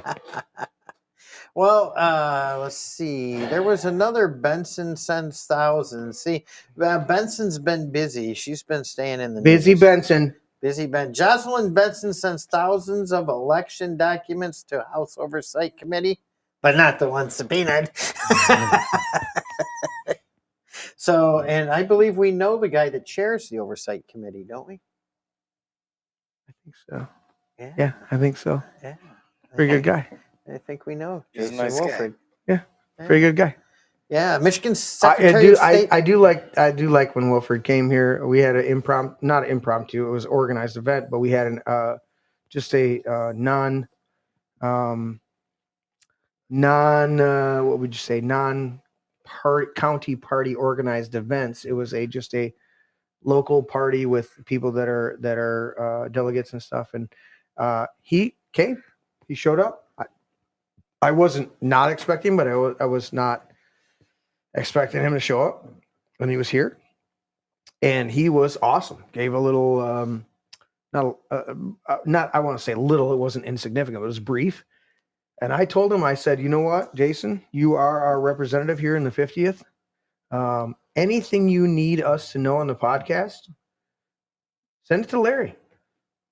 Larry needs to get it to me. Larry needs to focus. So I expect it. But Jason is the chair. What's the committee he's the chair of again, Larry, or of this particular one? I believe he's the House Oversight. Oversight. And the House needs oversight in the state of Michigan. And for fuck's sake. What's he getting paid? He's our rep. Yeah. He's our 50th district representative for the Michigan House. That's what he was getting paid. I didn't need all the entitlement. No, I'm saying he's a duly elected, getting paid salary. This is the guy that's not taking I was just wondering how much would he make at the end of the year? How much does he make? I think he's right 87, 85, 87. 85, 87. Right. Plus he gets some perks. I just want to know how much it's worth that he's going to owe me in the end of my ass kicking to him. Believe it. Go ahead, Larry. What do you got next, you crazy fucker? So, I'm going to conclude with that one. You're going to conclude with Benson? Yeah, it's getting pretty late. You got to drive truck in the morning. Yes, I do. Hopefully. You've had 2 pretty lenient days in the springtime. I've had 4 days off. Hence your animosity towards the rain. Yes. Hence my animosity towards the fucking rain. Larry said fucking rain. Patrick, how dare Larry say that? He said fucking rain. Yeah. That's what people get hung up on, all these words. And I go, really? Stop it. The flippin' rain. Listen, read the instructions, but know the instructor. Right. Read the words, but know Look the at- word himself. There's leisure, Larry, do you and then want? there's intent. All right, Yes. give your final thoughts, Larry, and then we Final might have thoughts. to continue after you're gone because I had a couple things that I might want to touch on. Ah. Depends on Patrick and Dino's aptitude. Well, I mean, you know, Patrick's Spending too like much more time. Patrick took a new job Time is it? in his golden years, and It's already 11 o'clock, homie. in the midst of signing his new job, he closed another deal with his other like freelance stuff, and he's like, it was a sign from the Lord. Like Patrick's just rolling in it, man. He's like, I think I'm gonna have to do a little improvement on the house. We're like, fuck yeah, dude, let's get her done. Yeah, it's true. So, That's true. so my final thought is this, and I'm going to speak to the people of Howell. Oh, You've got a election coming up, and you're going to have a choice. Do you pick Stacy Rutledge and vote for him, a veteran, honorably discharged, yeah, twice twice, honorably Yeah. discharged. His papers on the table tonight to prove it. great guy, friendly, Right? right? He's a sassy little He's guy. a sassy little guy. He's got a sense of I humor. like him. I like him. I love him for a long Yeah. time. Or do you choose somebody that chokes women? Oh, Jesus. You know, Larry, it's a tough thing. The A choker woman beater, versus the choked guy. a woman you 8 know? times, couple felonies on his record, Wow. trail of misdemeanors. It's kind of Just people thinking. that the libtards like to have in power, though. Yeah. They do. Yes. Yeah, They do. The guy is good news though. He put on his Facebook page that he found Jesus. That's good things. Yeah, I mean that's. Well, that's the same thing, you know, somebody that's, being convicted of having to go, life to Yeah. prison. They're like, but you know what? I found Jesus in the time I was in the holding cell. Yeah, but he's. You made me swallow Yeah. my Di Serono incorrectly because I immediately thought of the There line. too. I thought of the line from Forrest Forrest Gump Gump? when he goes, Gump. he found Jesus. He goes, I didn't know I was supposed to look for him, Lieutenant Dan. Yeah. Man said, I found Jesus. Did you hear me go? Continue, Larry. Is that your final thought? Yes. Definitely. The people of Howell have a choice. Yeah. Yeah, I mean, take the guy's criminal record away for a minute and pretend that he didn't choke a girl 8 times in a day, Right. and then he didn't do another felony, and he didn't have a trail of misdemeanors to go along with it, right? Or cocaine, whatever the felonies were. I mean, it's a trail. So, Dude, But- John Bovey, you're out of control. Most everybody in the chat is just trolling the fuck out of the show tonight. yes. Everything you're saying, dude, Jeffrey Mayo, whoever that actually is that added that name, they're like, I studied Air Jordan. So what I was doing, talking about studying for years, he's like, I studied Air Jordans on a public computer at the library for 30 years. That's why I'm asking How about for your that? vote in the city council. I'm like, and then John Bovey, I can't even repeat half the shit that you're saying in the chat, and I'm glad because it'll be gone once the show is over. It's So, funny. It's funny. just It is another funny to fly. me. I appreciate you. It's funny to me, but it's gone as soon as the chat is over, or as soon as the show is Yes. over. All right, Larry, get the fuck out. So that is it. Thank you, everybody. Love you, Larry. Go get some Absolutely. sleep. Big choice, big election coming up in the city of Howell. You know, don't let the strangler win. That's what I. You know what I'm gonna do with Larry? When's the election? I thought today was the election. November. No. Oh, November. Well, we got August primaries here in There's no primary. for Howell. No, That's what Coffee said. I don't think so. You better do your research. There's nobody. No, there's no. What? There's Huh? no. All right, I expect a It's a report. November election. I expect a report on my desk. Yes. All right. Good night, everybody. Yeah. Bye, Right. Larry. Good night, Larry. Remember, Finally friends don't let friends vote Democrat. I'm glad you didn't fart I like that. tonight. Good, Yeah. Larry. How was the rotisserie chicken? And you didn't get to eat the The rotisserie chicken was awesome. I had. and you had that and salad. I had that. I didn't have any salad. I didn't have time. What'd you to have? get to the Rotisserie chicken salad. and what? A plate? I had rotisserie chicken, and then I had more rotisserie chicken. Oh, okay. So I had some breast, and then I had some thigh. Well, And then I had shit, I some- can't argue with you there. Then I had some leg. Kind of like when I go home tonight. Well, your wife will be happy. I will text Darla and tell her to wake up. Your man's coming home. He's like, you don't need to do that. I'll wake her up when I get there. Maybe I won't. Crazy fucker. Love you, Larry. Yeah. All right, guys. Good night, everybody. All right. See you, Larry. Do you guys want to? I had one more thing on my list here as Larry's doing his departure. I was going to vent about Windows and how computers, and Larry was going to chime in about his phone updating without his approval, and then he can't. He doesn't even recognize his phone like it's a brand new install. But I'm going to tell you what happened last week and what happens frequently. One program will send in an update, and then all the other programs need to update in line with it. And if that step is missed and you've got 15 different essential programs operating in there, bye, Larry. I'm glad you put your head up in front of that camera. Fart tonight, Larry. Well, that's what I was going to say is I contemplated with Larry. I'm like, man, I said to you guys, did I not? He was like, oh, well, I said to you guys, Larry, come stand over here so you're not in and front of I that was camera. like, no, Larry's coming. I was like, dude, we got rotisserie chicken, we got the It's a serious thing. we got the sweet potato souffle and the salad. I'm like, is this going to be enough food for everybody tonight? Do I need to like throw in one of my big cans of baked beans? And everybody in the fucking place went, Larry's coming. No beans. No beans. No beans for Larry.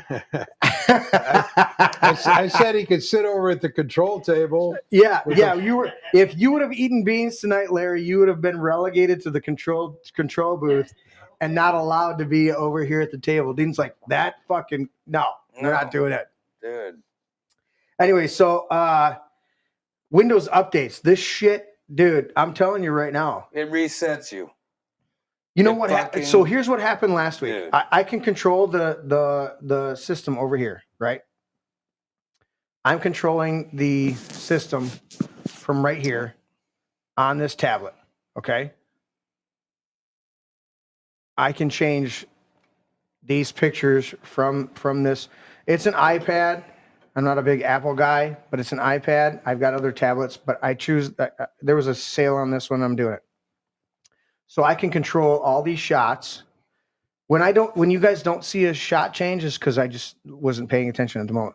But I can control all these shots from this tablet. I can control whether my mic's on or not. See that where I shut my mic off? I can control all that stuff from this tablet because there's other programs running out there. So what happened was last week, I didn't realize that computer over there, the tower computer, do I have a, you know what? I'm going to do that. We're on the rail. Look at this. I'm going to do this. I'm going to go in right here. All right. So this, oh, damn it. It switched. All right. Anyways, it's fine.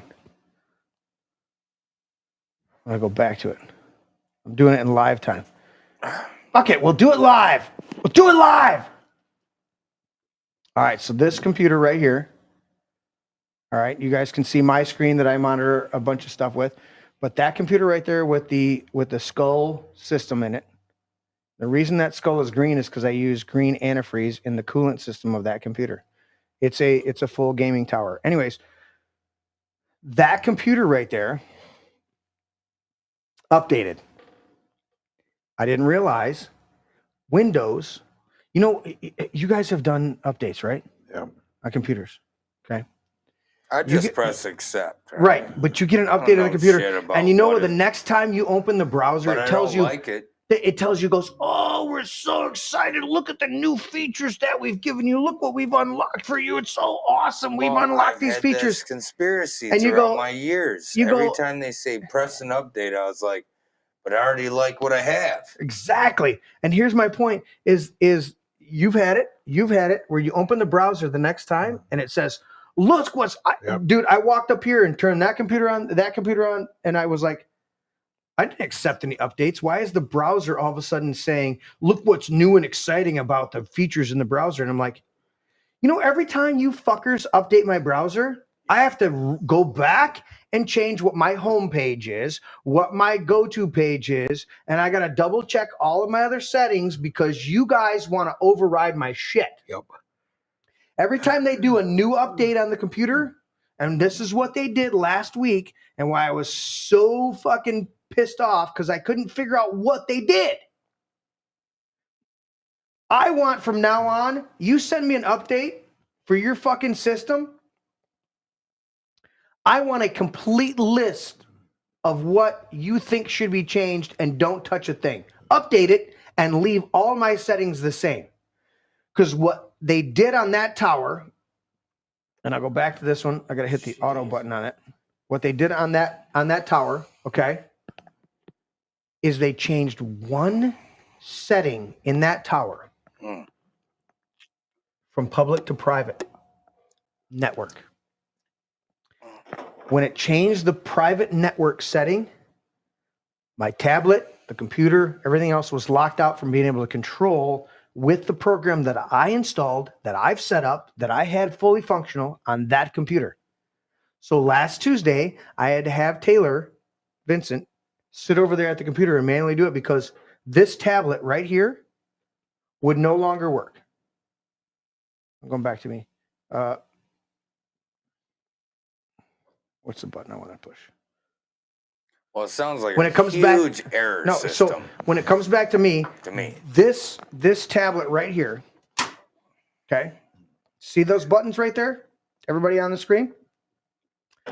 Those are the buttons that I'm using to control the show. There's a program called Companion. They do a hell of a job. They update. There's an update for Companion almost every month. There's a new update, okay? Those updates don't fuck me up. They make the thing actually, in fact, there's a whole list of, when I do an update, it'll say, I'm going to do it. I'm going to do it right now. Patrick, you get ready with your final thoughts. I'm going to do this right now and show you guys. I'm going to type this in. You guys want to see this? Because it just did a new update on Companion. Okay? I typed it in wrong because I didn't put my glasses on because I'm a boomer, according to the chat.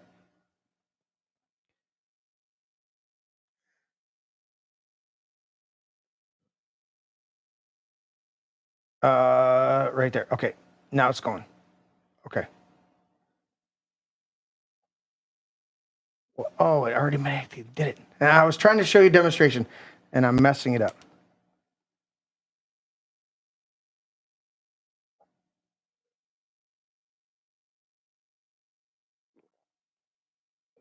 That's not doing it. Of course. Anyways, for the last week, when I do this on here, and I type in the network code that we have, the network IP address that I have to type in here in studio, there's a whole message that pops up and says, here's what we fixed, here's the bugs that we corrected, here's the new features, and gives me a whole list. You know why? Because it's mostly Linux-based software. But when I go to fucking Windows, it doesn't give me a list of what was wrong with their shit, and there's a lot of it. Doesn't give me a list of the bloatware, the extra systems that I don't fucking need. Oh, use Copilot. You should use Copilot. How many times have I gotten an announcement? Use Copilot. Copilot's great. You should use Copilot. You should do this. Do you want to make Edge your default browser? Do you want to make Edge your default browser? Do you want to make Edge your default browser? This is a personal problem. It is. It's like your motorcycle the other day. It's like, oh my, are you serious? I didn't change. I didn't change. What did I have anything? To do? All I did was I had to break myself down. But what I'm saying is, this is the type of shit that they do governmentally, monopolistically, right? Windows has a monopoly on the PCs. And this is why they're so annoying, because they didn't ask me what I wanted to change. They just changed it. Now I've got to go back and figure out what the fuck that they did. And last week's show, I was extremely frustrated because I sat here earlier in the day. I watched them. Everything was working. I go to launch the show, part of it, and shit doesn't work. He was asking me, Dino, how about this? How about that? And I'm like, yep, everything's good, boss. Go on the show. No, shit's broken. Everything's just going berserk. Broken. And it's because they sent in another update, and I didn't get full disclosure on what they decided to change. Not, let alone, you shouldn't change any of my settings. Right. Right, without my permission. But I guarantee you, it's in that little window where you go accept. And I don't. I turn off the automatic updates. And then somehow the automatic updates get turned on. And then the browser updates get turned. You know how many times I've had to reset the Edge browser to go back to InfoWars as the opening homepage? You know why? Because the Edge browser from Microsoft wants to go to their customizable homepage where they're pushing a bunch of fucking propaganda news. I don't want to go to your propaganda news. I want to go to InfoWars. I want to go to Natural News. I want to go to Right Side Broadcasting, Rebel News, and the Epoch Times. I want to go to some of those. I sure as shit don't want to go to Microsoft, MS, whatever the fuck it is, news, where you're pushing all sorts of leftist bullshit. Yeah. And you know what? Every time they update the Edge browser, what is it? You get to go back to their stuff is default. Yeah. It's all default back to, do you have a cell phone number or do you have a backup email address? Right. And then you have to go through that motion. And then when you dude, don't get me started on that shit. Oh, dude. And it won't even let you access. When you go to get like, in, I know that's the password. You've been 2 days out of your stuff. You haven't been in for 2 days. And the next time you come back, goes, oh, you need to log in. Right. I clicked the fucking button to keep me always logged in. Don't you like it when they tell you to go back into your Google password to have to go through all that chamber? I'm like, dude. Didn't we get locked out of my Amazon? I still haven't got back. I understand that we do not have control. Dude, I still am locked out of my Amazon account. account. Would you understand why Bill Gates had all of this questioning back then in '98 when he got a pie slapped in his face? Yeah. It's because somebody knew that there was going to be control on technocracy in the way that things are going now. Dale's chiming out that says, this is why I use Opera. You know what? I've used Opera in the past. It is a good browser, but you know what? It doesn't change the operating system on your computer. And I've got 2 older laptops that still have good specs on them that I'm going to, once again, I've gone down this road. I'm going to install Linux again. And there's some really cool current Linux operating systems right now. There's some releases. And I used AV Linux for a long time. Did you ever use AV Linux? So AV Linux was audio-visual Linux, and it was specifically stripped down and written for just guys who were doing audio and video recording and editing, and it was great. No Windows, no Apple, no bloatware. It was just stripped down. It had some great features on it, but you know, it's like I was never software. I was analog. Yeah, you lose some of this stuff in there. I use Brave primarily as my browser. Edge, you have to use Edge. You have to use Chrome for certain. You just can't get. In fact, we're broadcasting out of that computer over there on the other side, out of a Chrome browser, because the Edge browser and the Brave browser won't work on that particular computer for whatever reason. Those 2 browsers won't work, but the Chrome will work as far as recognizing the webcam coming from the other computer over here, or from the ATEM. The ATEM is sending the webcam signal, and those 2 browsers loading up the Rumble stopped recognizing the webcam. So you couldn't turn the webcam on. So I could load up the whole show. It wouldn't allow me to access that camera through that browser. So I had to default to Chrome. I've had so many learning curves on the systems that we've done. It's crazy. Patrick, your final thoughts, my friend. You have been a trooper sitting over there letting me rant like a crazy fucker.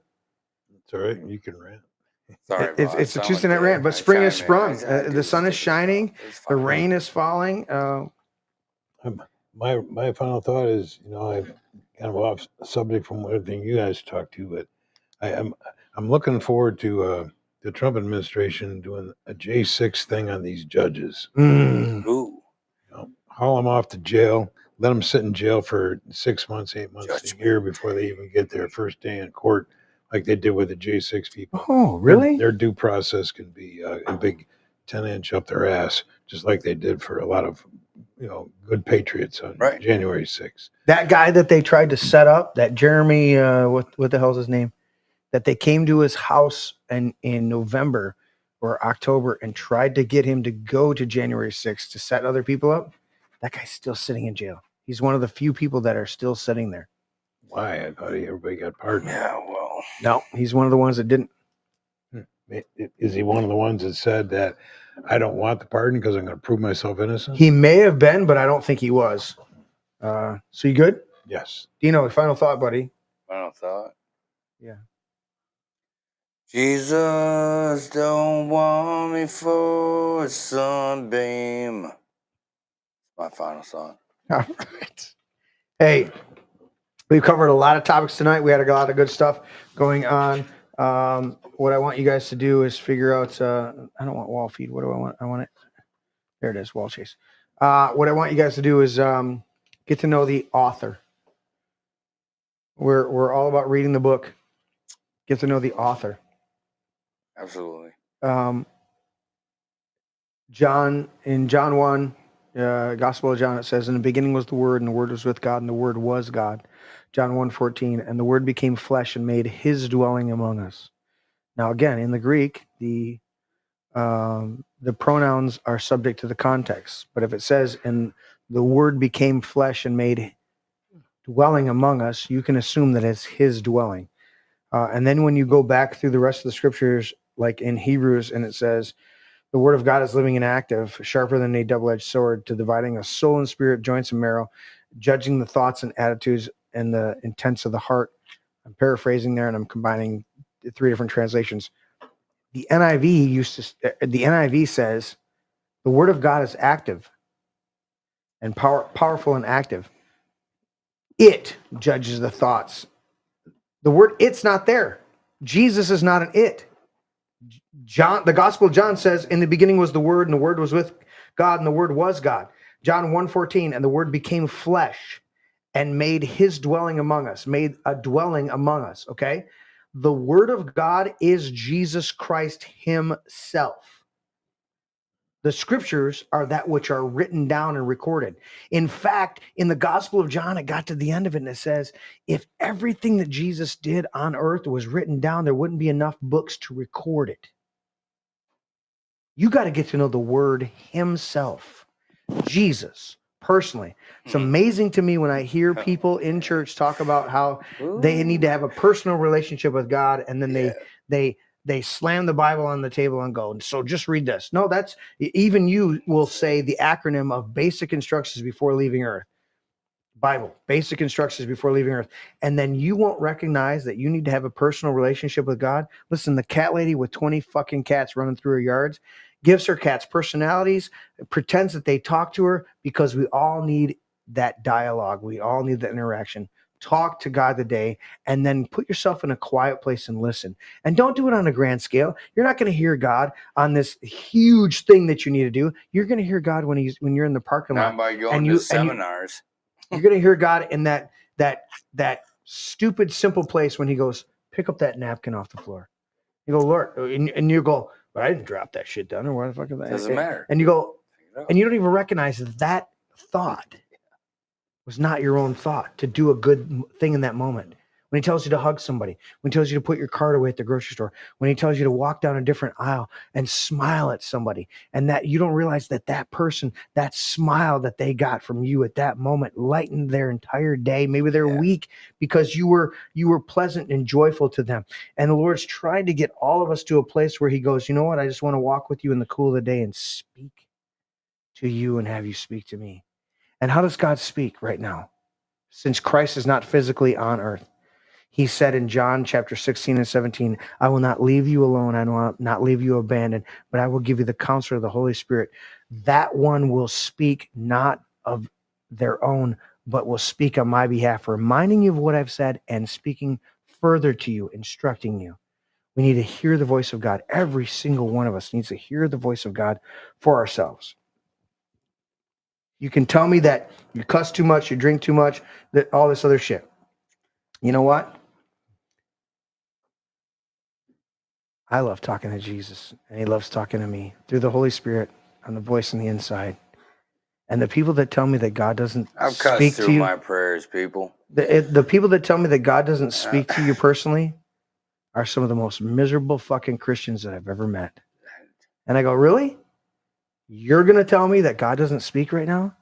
God speaks. In fact, I'll take you to Job chapter 33 and 35, 33 and 34, where it says, you say God doesn't speak, but he does speak in a dream, in the tremor of a night, through this, through that, through this. And his friend Elihu lays him out and he says, you telling me God doesn't speak? He speaks like this, this, and this, but he wants to whisper in your ear, but you're not listening to whisper in your ear. So he puts you on a bed of affliction to get your attention. And it's not that God's putting the affliction on you. God goes, you know what? I've been protecting you for a long time and you're not listening. So I'm not protecting you anymore from your own attitudes and your own sowing and reaping. You want to do stupid and then turn around? You know what it says in Proverbs? The fool's own folly leads him astray, yet his heart rages at the Lord. Aye.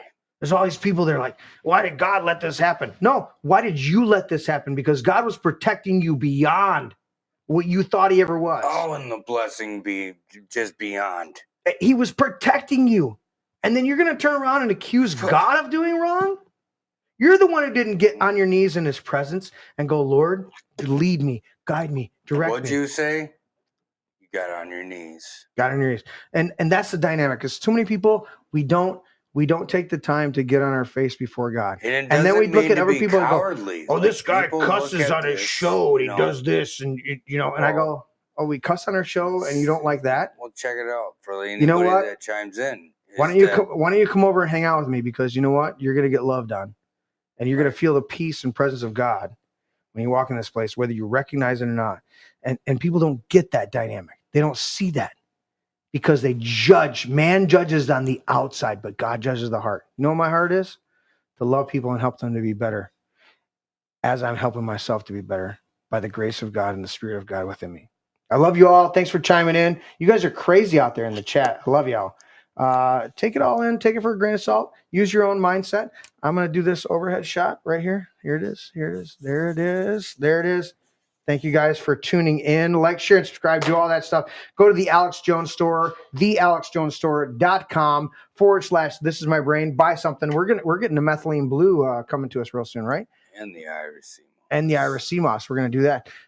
So we're doing that. Patrick. Yep. Signature salad. Good. Awesome, man. We got a fishing trip coming up. We got to figure this shit out. But we'll keep you guys posted.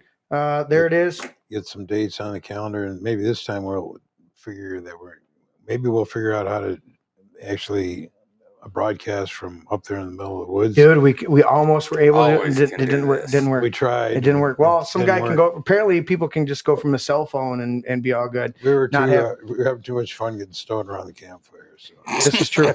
Well, and they, we said that. They go, guys can go from it. You don't have to have this whole studio. Listen, if you think I built this whole studio for just this podcast, you are gravely mistaken. Right. The cameras that I have here, everything that I have here will transcend far beyond this little podcast and what we do here, with the few viewers that we have. This podcast, actually all the equipment that I have for this, I have huge dreams. And Lord willing, it'll happen. And if you build it, they will come. And when people come to the man cave, they go, oh, dude. And I go, yeah, you know why I built it? So that we can all come and hang out and have a good time. Love you all. We'll check you out next time. We'll see if we have somebody for Sunday. If not, we may just fuck around and do something. Later. That's Mother's Day, Oh, Mother's Day. Yeah, we won't have anything. We're having Mother's Day dinner here. It's going to be a little tough for us. It's first Mother's Day without Grandma Connie. And then we're celebrating my youngest grandson's 4th birthday. So we'll do that. All right. So no show this Sunday.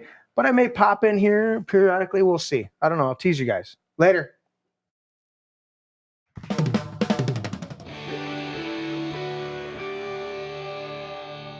This is my brain. Dad, that's an egg. Yeah, that's an egg. Honey, Dude, that's an egg. seriously. That's an egg. It's a metaphor. It's still an egg. That's an egg. I would challenge you. That's an egg. I know my brain is not actually an egg, okay? It's a metaphor. Metaphor or not, that's not your brain. It's just an egg.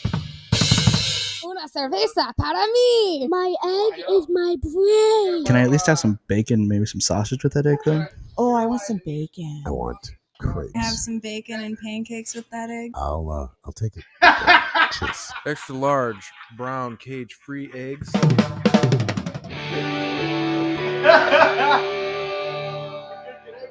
Can I have your brain with hot cakes? A little sausage and a little toast and potato. That would be great. Does it have antibiotics? I don't know, man. I'm not good at this shit. Well, they got to be able to resist some diseases. You resist the disease. You got any hormones? Maybe.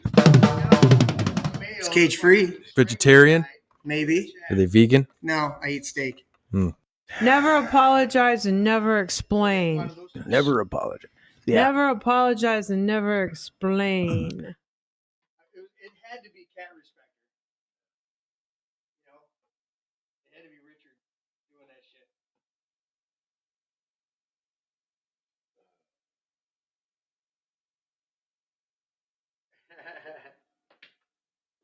That was good stuff.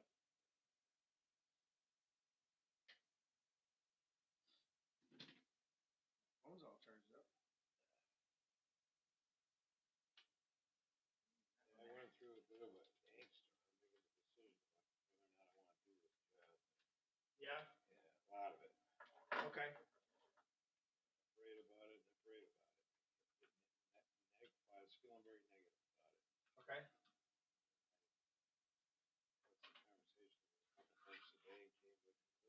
I can do this thing for 30 times. Decided it isn't for me, say bye-bye. That's the key. If you're not locked in, you're not committed, there's no repercussions if you fucking go, I'm done. Yeah. On top of that, it opens up some doors for me to gain new customers and other business with my little ultrasound deal I got going on. Yeah. So. What do you think of, what do you do Thursday nights? Well, sometimes I have dinner with them, right? But other than that, I'm flexible. So if we did Thursday night, foundations class, you'd be potentially available? Yeah. Okay.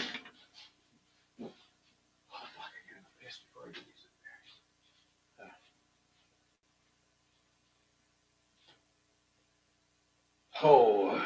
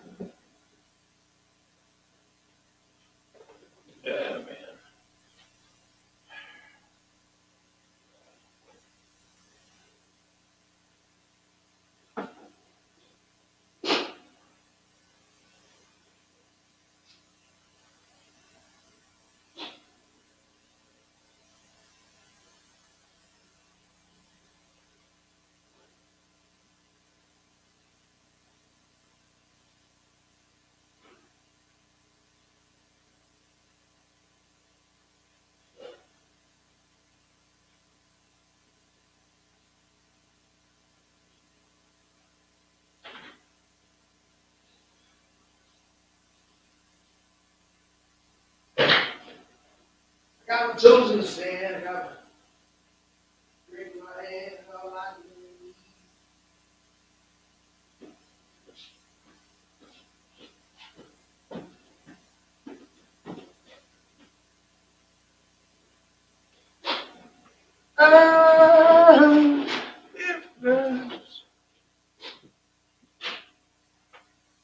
kind of thing I'm dealing with is I got a pain in the ass neighbor that's coming to a head. I have to deal with. Really? I've been praying on it, Yeah. and God's telling me it's time to stop being a nice guy and kick ass. Okay. What's he stupid shit? Well, the guy moved in. He bought this house next door to me 7 years ago on Saturday. Okay.